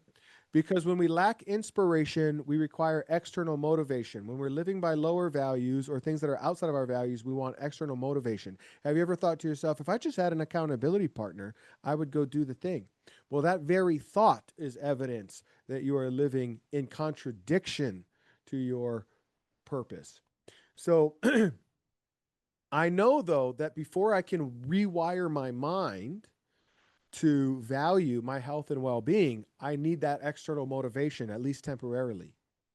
So I hired a trainer and we started working out 3 days a week, every Monday, Wednesday, Friday, 6 a.m. His name is Dave. Great dude. Every morning I came home from that workout, I asked myself, so I know what my values are. If you look at my life, it's demonstrated. The number one place that I spend my time, energy, and money is in my business. If I'm not working inside of my business, I'm learning how to be better at my business. I'm listening to podcasts, watching YouTube videos, going to seminars, hiring coaches. At any given time, I have 2 coaches. I have one personal coach, one professional coach. Somebody coaching me on the business, somebody coaching me on myself. Right? Because by our very nature, we cannot, by definition, we cannot see our blind spots. Mm-hmm. Or else they wouldn't be blind spots. So I hired the trainer, right? We worked together for like 6 months. Every day I come home from that workout, I ask myself, well, how is this a benefit to my business? How is this helping me be a better leader? And so I start looking for all of the evidence, all of the ways. And I notice, I got better cognitive function. I have more energy throughout the day. I've focused better. I actually make better decisions. Because I'm making decisions, I actually make more money. Look, our company is growing. Like, I start building all of these neural connections in my mind between working out and succeeding in my business. Mm-hmm. 6 months later, I fire the trainer. I start working out 6 days a week. I used to have this story that like it was, I used to diet a lot, not necessarily exercise, but I used to diet a lot and I used to travel a lot for work. I mean, I still do, I guess. And so I would say to myself, but traveling makes it really hard to stay on diet. That was like my story that I told myself. And this was just in 2020, guys. And so then I realized when I stopped working with that trainer, not only did I stay on diet when I traveled, I picked my hotels now based on the gym that was in the hotel. Mm. So if you were to ask me, if you were to watch my life, look at my life on a regular basis, you would see that 4 to 5 days a week today, 4 to 5 days a week, I'm in the gym. This is based on like what my doctor now recommends, right? I pull my blood work every 90 days. And we go through my blood work to build out my supplementation, like to custom build all of my supplements, right? Make sure that my endocrine system is balanced, my hormonal system is balanced, all these different things. And then my doctor recommends that I work out 4 or 5 days a week, not 6 days a week. So I work out 4 to 5 days a week. But if you were to ask me why I do it, I don't do it for health and wellness. I do it because it makes me a better CEO. that's the power of like rewiring our mind based on what we value in life. What is my goal? How do I make these two things the same? And for me to not work out would be for me to fail as a CEO. Mm. That's wild. I have a real quick question for you too. One of the things I love that I learned a long time ago is a lot of times people look at a coach or a mentor or someone who speaks on stage and they think they're just a coach. But actually, a lot of coaches have coaches, right? They have mentors that mentor them. You need somebody to lean on because people are leaning on you, right? Like, and you said blind spots. It's insane. I think you get to that point where it's like, think about professional athletes. Do they have coaches? Do they have trainers? You know? High performers always do. Mm-hmm. High performers always do. Mm-hmm. Low performers make excuses about not having them, but high performers always have those. Like every high performer I know has people around them that are, helping point out their blind spots, helping coach them up, Yeah. helping them be better, right? Because they're always looking for an edge. In the world of personal development, I think that there is oftentimes people who sell themselves. I know a fake because they sell themselves as having achieved enlightenment, like that they've already got the result, like they already got to the place, like follow me and I'll show you how to get to the destination. And the reality is that anybody who's done the work knows that it's just a journey, like we talked about earlier, right? Mm-hmm. So all of the same things that I'm sharing, all the things that the work that we do with our clients, like all of that stuff, I experienced those things. Just recently last year, we made a major transition. I sold my previous company, Full Stack Marketer, and I moved over to Inspirion, the new company. And I went through some periods of imposter syndrome. And here's the reality. I hope that I experience imposter syndrome all the way up until I take my last damn breath, because that's how I know that I'm pushing the threshold of what I currently believe is possible for me. So my goal is not to, escape imposter syndrome. It's my goal though is to have tools that help me use it to my advantage, Mm-hmm. right? Weaponize it in my mind so that like when I see that coming, I know exactly how to address this. I know what it means. I know how to work with this. And I can see I am reaching the edge of my threshold of possibility. And if I'm not, then I'm not growing. And if you're not growing, you're dying. Amen to that. Yeah. Hey, it's funny you said that. I'm hearing Bob in my head right now. He's saying, just from the video, there's just some just fire moments, and he says, if you think about it, when you set a goal, if it's something you've already done, that's kind of silly. You've already gotten that goal. Like goals should be for growing, not for getting. Like, and I thought that was so Mm. powerful because if you set a goal, it should scare you a little bit. It should, like you said, it should make you feel like almost that imposter syndrome. But the reason why I said that, coming back to definite chief aim, which is a huge theme for this week, like how important is it for us to wake up in the morning and remember every single aspect of our definite chief aim, to make it so permeated in our mind where like we literally see the world through that lens? You know what I'm saying? Like that way like you said, you operate, you're in alignment with your assignment or whatever you want to call it. But like goal wise, I mean, if we're setting a goal we've already done before, that's kind of silly. You've already done it. Well, it's not really a goal at Right. that point, is it? Right? If you've already achieved it, right? Like goals cause growth.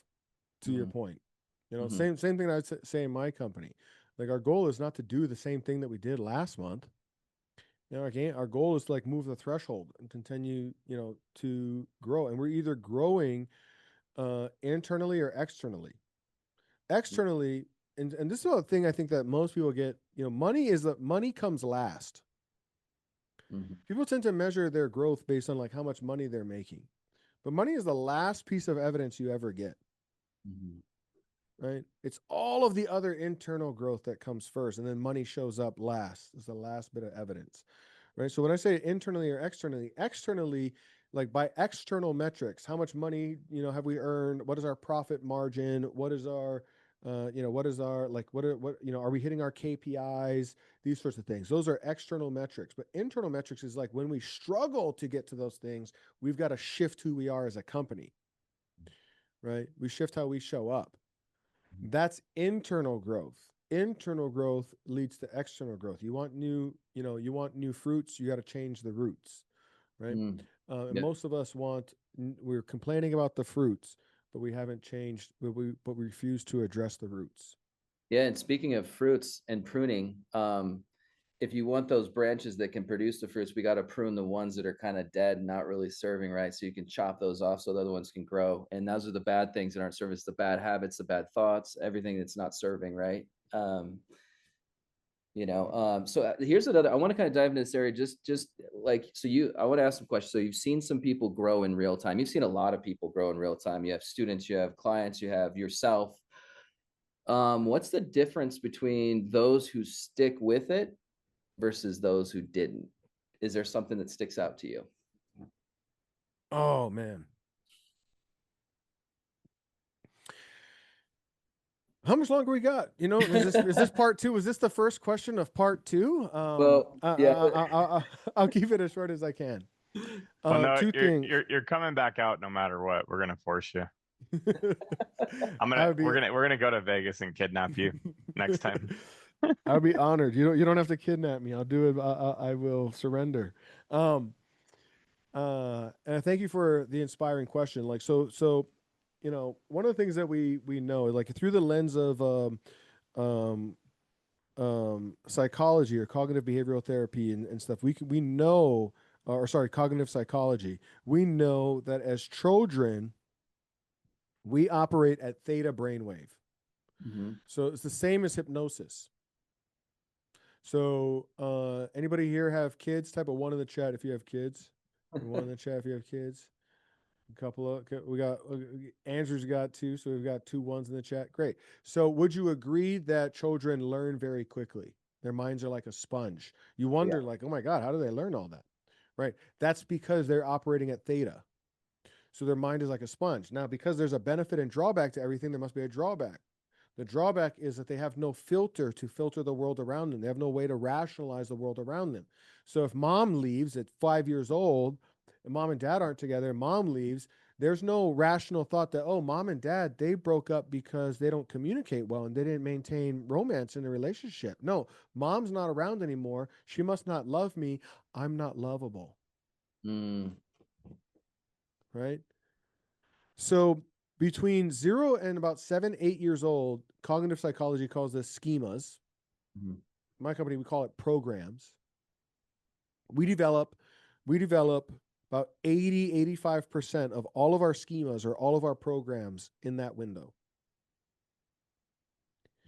Now, I hope that people listening to this, I hope they're nervous, because that means that there is an 8-year-old behind the steering wheel of your life at best. Right? That's why when we get triggered, we act childish. Because we are reverting back to old pains, old narratives, right? The brain as a survival mechanism. The hippocampus, or our amygdala, has tagged memories as good and bad. The hippocampus stores the memory with a good and bad label. That's called valency. And when something triggers us in the present that reminds us of a pain of the past, we bring our former self to the forefront. We act like a child. Mm-hmm.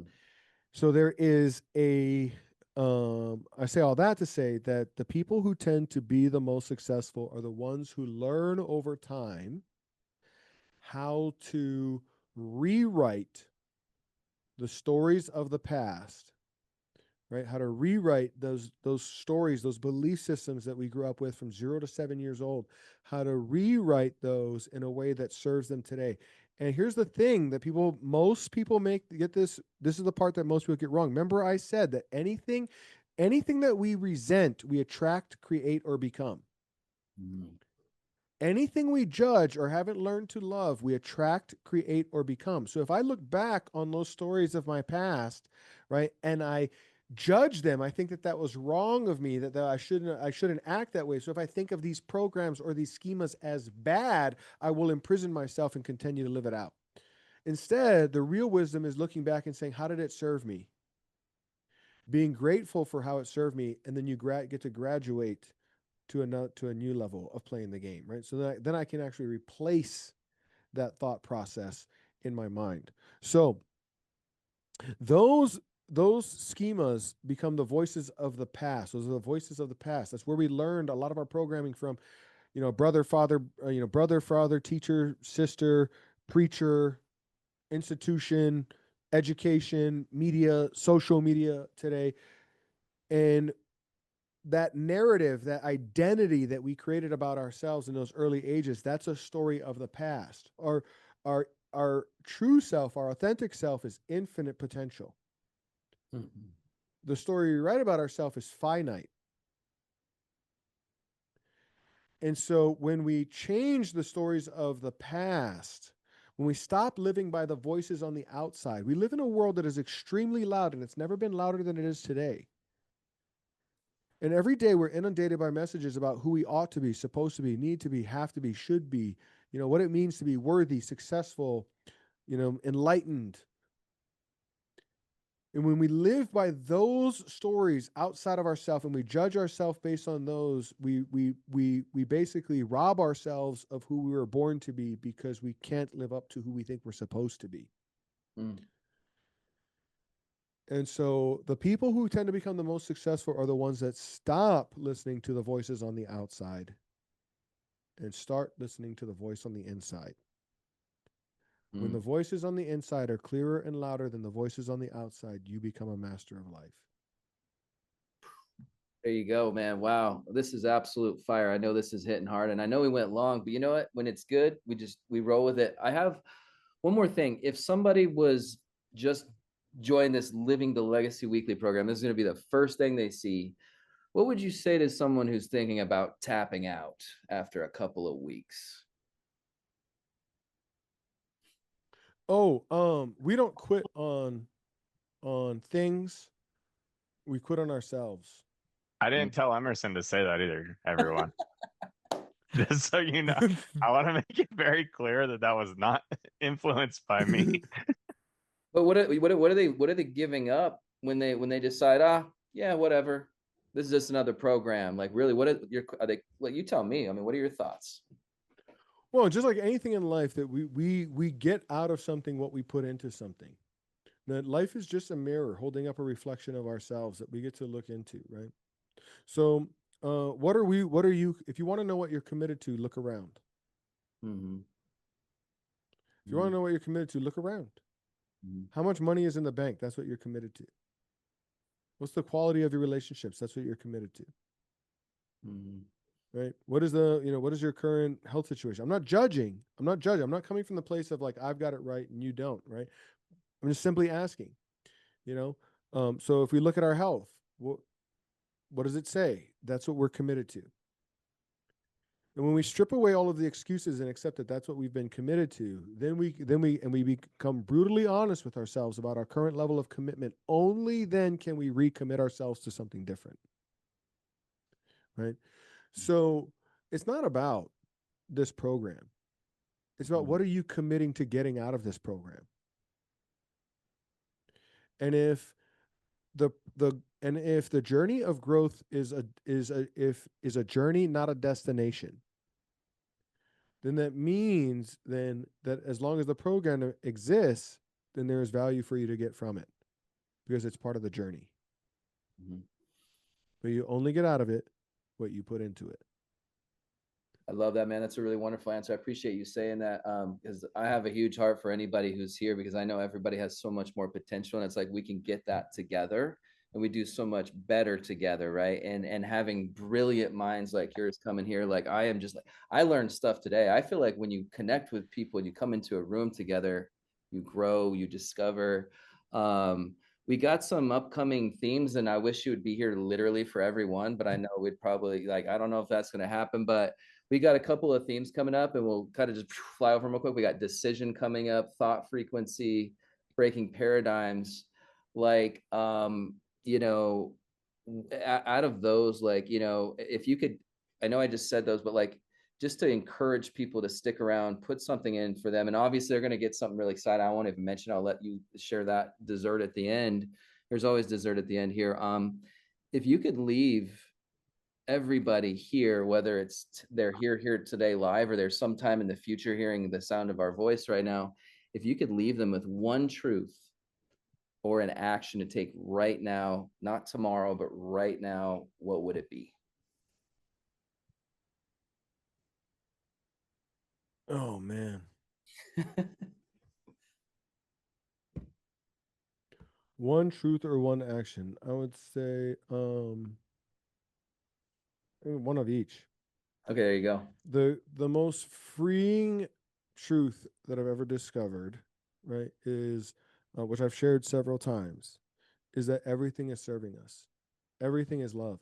This tattoo that I have on me, sometimes people ask about it. So if we're in person, this tattoo, all of the part, it's all opposites.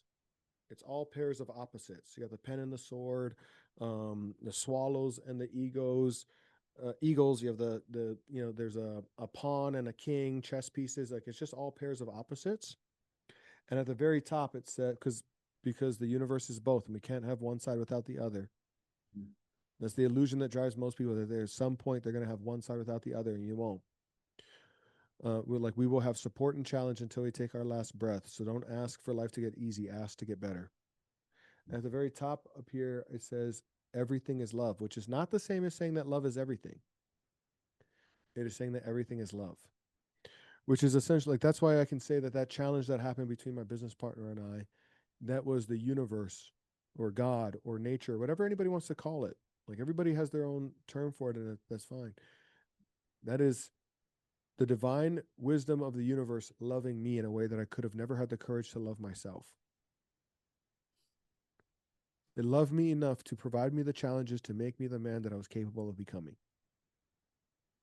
The man that I need to be to accomplish my life's purpose and mission.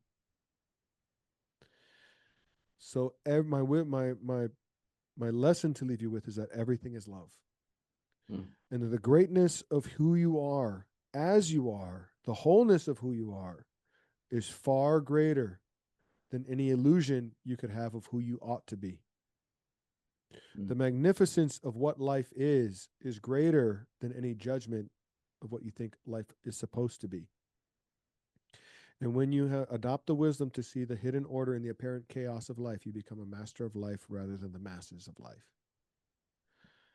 The thing to do, tune into the voice on the inside and tune out the voices on the outside, and then you become a master of life. Wow. Solid. Emerson, do you think there's so much time, but I was hoping that we could at least get a little Q&A. Do you still have more that you want to get into, or do you think we Honestly, jump into Q&A? Like, how do you feel? if Keala is cool with some Q&A, I would love that opportunity. I mean, I think like we just let this thing land when it was time to land. I feel like we just landed there. If you're feeling me with that, and I say, hey, does anybody? Are you cool with that, Yeah, Keala? so Questions? are you cool Yep. with us bringing some people in to talk to you, Kayla? Yeah, that's fine. Okay, so rules of how we do the call, guys. There's not really a lot of rules because we like to freestyle and just make this the best we possibly can. But if you have a direct question for Kayla or you'd like to get a little bit of wisdom from Kayla, just raise your hand. If you look at the reactions on the bottom of your Zoom screen, you just can put your hand up, or you could do a fire sign or whatever, and then we'll pull you in and you could ask a direct question.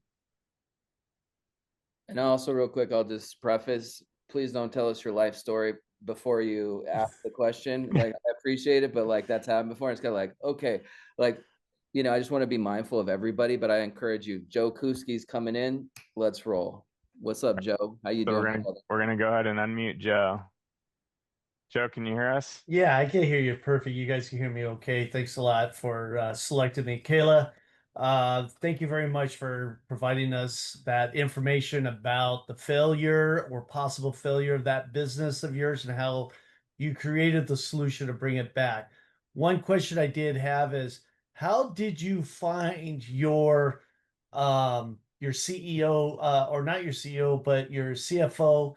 How did you determine who was going to be your partner? Where did you find them from? Mm. um yeah, so one of our philosophies in the company is that proof of past performance, not promise of future potential. Right? So proof of past performance, not promise of future potential. So a lot of times people hire based on my cousin Joe does that. And I bet he'd be really good at it. You know what I mean? And not judging, not that there's is bad, but like if somebody doesn't have proof of past performance, then you are betting. I learned this the hard way, obviously, because that CFO, he was my partner's friend. He had no proof of past performance. In fact, his past performance was that he had helped another company go bankrupt. I found that out a year after I had let him go. Interesting. But Interesting. so, Yeah, the so had somebody, CFO. yeah. So had Because somebody your done the due CFO, I diligence. mean, if you notice in there, I put in there as well was this happens to a lot of movie stars and rock bands. Is something happens, the money goes somewhere, but nobody knows. Oh yeah. And you know, and here's the thing is I want to be clear about this too. Like that was my own ignorance. Like the CFO committed the action, but it was my responsibility. Right? Because like we're all responsible for our outcomes in life because I can't change something that I'm not first willing to take responsibility for. All Right? right. And one last thing was I admire the fact that you worked on yourself first before you went and worked on your company, because if you don't have you, you don't have a company or a business. So I had to do the same thing after so many years of working in a company. I had to decide what I was going to do, and I worked on myself first before I could work on everything else, and it's better today. Mm. They're one and the same, right? One of the things I share with my one of the things that I've shared with our clients, because I've been through this too, where when you're on the journey of self growth, self actualization, self realization, you know, self mastery, oftentimes as we peel back the layers, we realize that there's more layers to peel back. Have you ever noticed that? And so sometimes what we can do is we can fall into the illusion that like I have just a little bit more growth to do, just a little bit more layers to unravel, just a little bit more trauma to heal, just a little bit, you know. And so understand that sharpening the axe is not the same as chopping down the tree, Right. right? So there's time to sharpen the axe and there's time to chop down the tree. Okay. So for me, I had to figure this out on my own. I had to find my own balance of this. And so like I'm going to spend as much time as I can chopping down the damn tree. And when I find that the tree just will not fucking chop, Yep. then it is time to sharpen the axe. Right. The tree won't go down at all. And I've spent the last 8 years sharpening the axe, but right now the tree is falling and it's working better for everybody, not just for me, for everybody. Thank you. I love it. Awesome, Joe. You're the man. Thanks, Joe. So we have Patty next. Patricia, how are you? So good to see you, Andrew, and everybody. Um, Chief Financial Officer, you had Chief Failure Officer. Yes. I'm a former CFO, or I should say I'm still a CFO of my own business, but my question to you is, being from the finance world myself, that and I've been there, done that, and wrote the book on it, right? How did you, once you, as soon as you started talking, I went, he's embezzling. I mean, and then you got to the story where he found out that he was embezzling from the company and he was, tying you up. So once you found that out, then how did you recover? Because I'm sure it was like, oh my gosh, oh my gosh, oh my gosh. I mean, I know you shared a bunch of that, but the mental struggle, because everybody, like Joe just talked about, the celebrities get their people, the boxers are the most famous ones for having their manager steal all their money. That when that happens, to be able to recover from that, find the next person that you can trust. That's actually my question, is how do you get to the next? I just went through this where I didn't inspect what I expected, and then when I started inspecting what was being expected, well, I found out, holy crap, you've screwed up everything and now you need to be replaced. Now I'm like afraid to trust. So when you got to that point, how did you find, when you went to find that next person you're going to replace him with, that you developed that trust again? This is a beautiful question. There's a lot of there's a lot, because it doesn't just relate to what you're sharing. Like how many people get divorced and then never get married again? Right.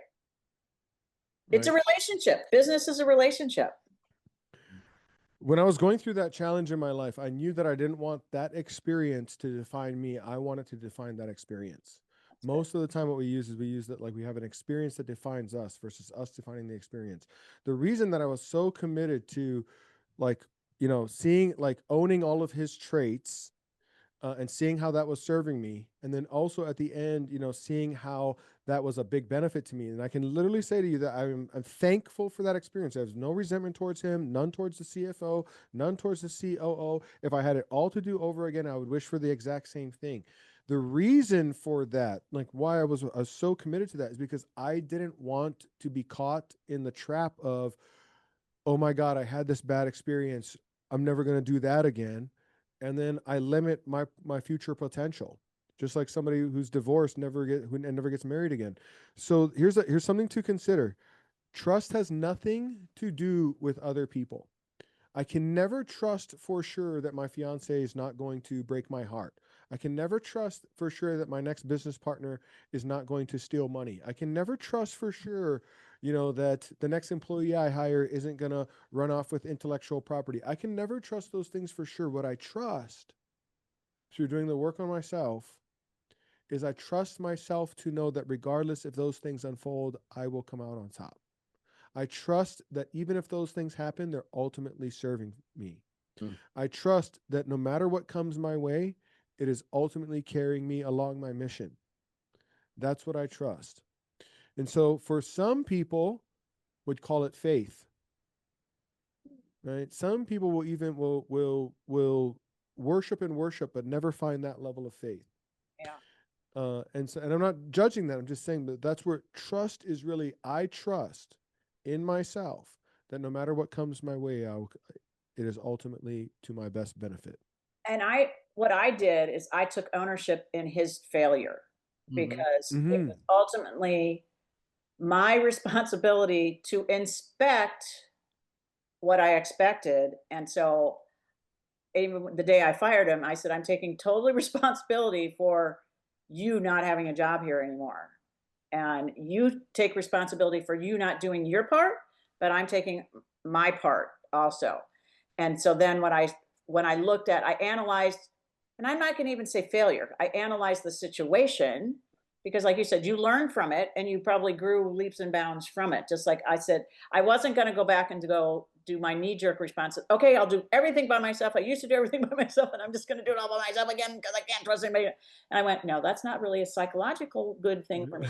And so I hired a new person, very small to start with, and work on training. So I figured out what was missing in the piece of the pie that caused that to happen. And so I created a new system in my business so that there can't be, I didn't know, which was, I expected everybody just to understand how my brain functioned instead of having it into an actual operations manual. You know? What do you mean you don't understand how I do things? You know, so I appreciate you experience, and I just laugh because I had power of attorney, and I could sign the guy's name better than me in a multi-million.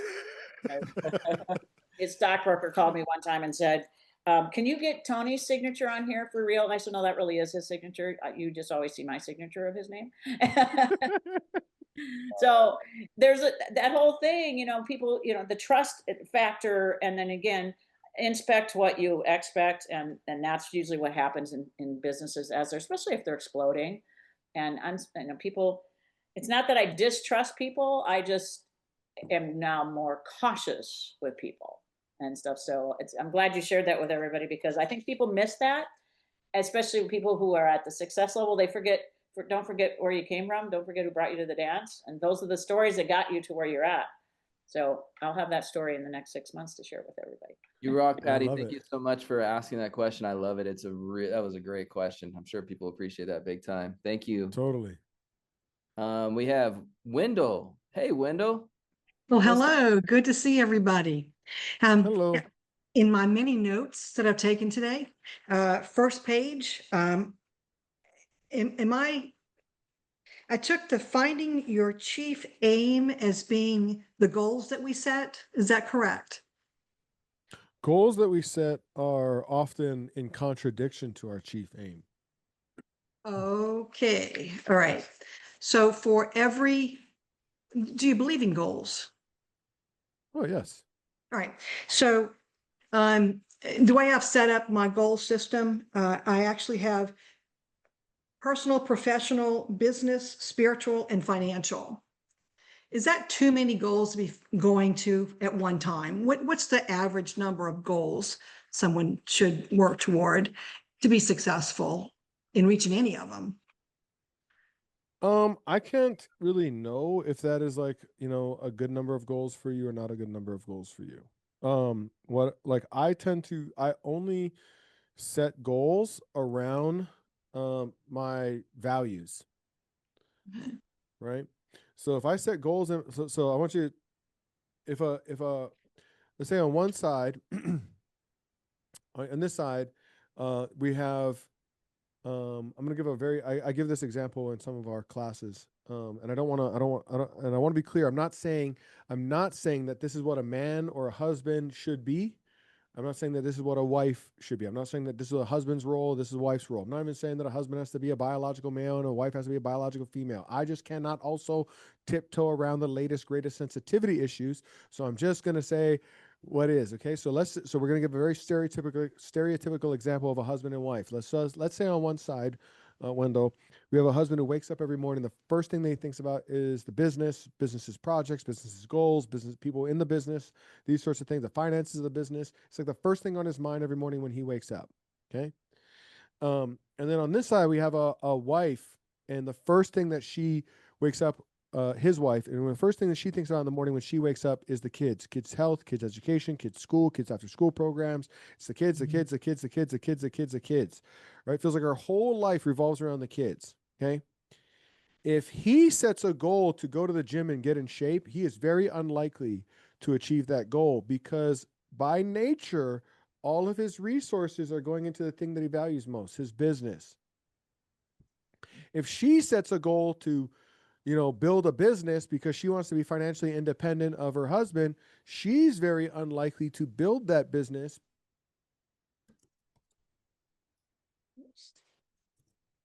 But if she sets a goal, to build a business, she needs an accountability partner. I think my internet broke up for a second, right? She sets a goal to build a business. She's going to need an accountability partner. She's going to need somebody like, tell me what to do, tell me how to do it, hold me accountable, make me motivated, yada, yada. If he sets a goal to get in shape, he needs to hire a trainer. Somebody's going to drag him to the gym every day because the first time he has leg day and can't get off the toilet the next day, he's out, Yeah. right? So, but notice, if he sets a goal in his business, nobody has to hold him accountable. If she sets a goal to take care of those, if she sets a goal to spend, 20 hours of quality time with those kids, nobody has to hold her accountable. She will automatically she will wake up every day driven from the spirit within, inspiration, driven by the spirit within to go do that thing. He will wake up every day driven by the spirit within to go do that thing. So if they set goals that are in line with their values, they will automatically achieve those goals because they will not quit on those goals because it's in line with their purpose. So I don't worry about oftentimes we think that, life is supposed to be quote unquote balanced. We are perfectly balanced across our values. So my top 3 values, which we only make manifest the top 3 things that we value in our life. My top 3 values: business, leadership, learning. Now notice that these are not goals, these are values. You can measure my life. You would look at my life and go, Keala, where do you spend all your time, energy, and money? Well, when I wake up in the morning, I have my cup of coffee and I usually turn on some sort of a podcast or a YouTube video or a book that I'm reading or something like that. So I start learning in the morning. Then I go to work all day for 10, 12, 14, 16 hours a day. And then when I'm done with that, I spend some leisure time with my fiance. We go walk the dogs around the park or, turn on a movie or whatever it is that we're going to do for the evening. Learning, leisure, and my business. Those are my top 3 values. Okay. You can see that that's where my money goes. You can see that that's where my energy goes. You can see that that's where my time goes. If I set goals in those areas of my life, I will accomplish those goals. So somebody else could look at my life and go like, you're not very balanced. You should be more balanced. Well, I'm perfectly balanced in accordance with my values. Balance, by the way, but what they're doing, whatever we value, when we judge the world based on our values. Mhm. People who share similar values, we put them on a pedestal. People who challenge our values, we put them in the pit.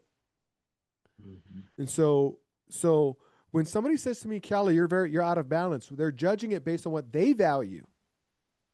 Why would I want to be balanced, by the way? Balance perceives that there's a scale and then I take from one part to give to another part, which means by virtue of the term, I am mediocre at everything. And so I'm not worried about being balanced. I'm focused on being, the balance is not a scale, it's a circle. Is that I unplug every evening, like, and I give to this portion of my life that is leisure. And through that portion of my life, I recharge myself for learning. As I learn, I charge myself for my business. And everything's a circle, and each part feeds the other parts. And that's the balance that I'm looking for. So I'm not concerned about making, so if I set a goal right now to go spend, 20 hours a week learning how to, like, if I spend a goal right now to learn how to bake, I'm going to starve to death, is what's going to happen, Wendell. Right? Like, that's what's going to happen. So will my family. Okay? Because I'm just not driven to go do that thing. Nor do I want to be. Because I have no desire to be something other than what I, am, other than what is true to my purpose.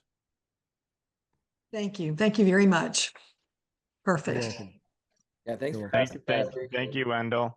Emerson, is there anything else that you want to close out? Kayla, thank you so much, man. You've given us so much of your time, and such an honor and pleasure as usual to see you and hear your knowledge and everything to everyone. If there's anything else you guys would like to close out with, Emerson is the host. I'll leave that to you. And Kayla, I'll be talking to you tonight or tomorrow. And I just wanted to express my gratitude for your time and coming out for everyone. And we're going to send you guys inside the course itself. There's going to be the replay, and then I'm going to make a custom page that you can also send to other people, especially with your affiliate link. If you found it to be valuable, obviously share it with other people, because that helps drive more people in and get more people on the call and learn more through each other and with each other to help make the world a better place from a personal development perspective. Keala has given me a gift to give to all of you, which is his power code, which is a lot of the principles that he spoke on was based on a system that he has personally built for himself and used to his advantage to create the success and the stories that you heard. So, Emerson, I'll give it back to you. Kale, I just want to extend my appreciation. Always great to see you. And Emerson, it's back to you, brother. Thank you. Thank you for having me, Andrew. Well, man, I just got to say, just absolute fire. I appreciate you. Like Andrew says, I echo that. Like, thank you for coming in and sharing your heart, like being vulnerable with us, man. That's so awesome. Like, I knew this was going to be, I feel like what I love about doing these things is you don't realize everybody who's tuning in, they don't necessarily talk, they don't necessarily say anything, but I feel like literally people are having massive transformation in the background. And so I just want to encourage all of you guys to keep sticking with us. Like, it's just going to get better and better and better. I don't know how it could get better than how that was with Kayla, but like, we are just honored to have every single person here. And please, when you're in that program, you have your own affiliate link. It's like $1, and we're giving away thousands of dollars worth of material. They're going to come in and discover this first episode. So like, just share that with everybody. But I appreciate you, Kayla, big time. I know we'll do a lot of stuff together. And I believe that everybody here, I would love for them to learn more about your deeper level of knowledge, because you have a real wealth of specialized knowledge. And at the end of the day, it's not more information that we need. It's we literally want transformation. We want to actually get out of life what our full potential is, and that's easier said than done. We need coaches, we need people here who we can guide. We also need community. We need to go together, grow together. So I really appreciate you big time, Keala. Looking forward to getting to know you better, and we're definitely going to be wanting to have you back whenever we can make that happen. And yeah, man, thank you so much. Is there anything else you want to share before we ship off? I just want to take a moment to thank you guys for having me. That I wouldn't be here in this moment to investing this much time if I didn't also feel that it was in line with like my purpose. And so thank you for giving me a platform to express my purpose and my vision for my life. And for all of those who are attending here live and who attend in the future and watch a replay, thank you for being a part of that purpose. And hopefully I'm helping you, live yours as well. And so, for whether we like it or not, we are forever bound in space and time by this moment, by the moments that we have shared together over these last couple of hours. So thank you so much for having me. It means the world, and it's an honor and privilege to serve all of you and this team. Thank you. Appreciate you, man. And thank you, everybody, for coming out. And we will see you next Monday. And you'll see Kale on the back end if you want to study and rip apart all of his notes. We have the team getting transcripts and doing all kinds of stuff. So we probably can make a book off this one, but we got to make sure Kale is okay with that. Yeah, definitely dive into that power code thing, because I'm gonna tell you, because once you have that, it really ties into the definite chief aim, which was the work for this week. If you don't have that definite chief aim, it's like you're kind of lost. So we want to get zeroed in on that. And I know Cal, he's an expert at that. So you definitely want to dive into the power code.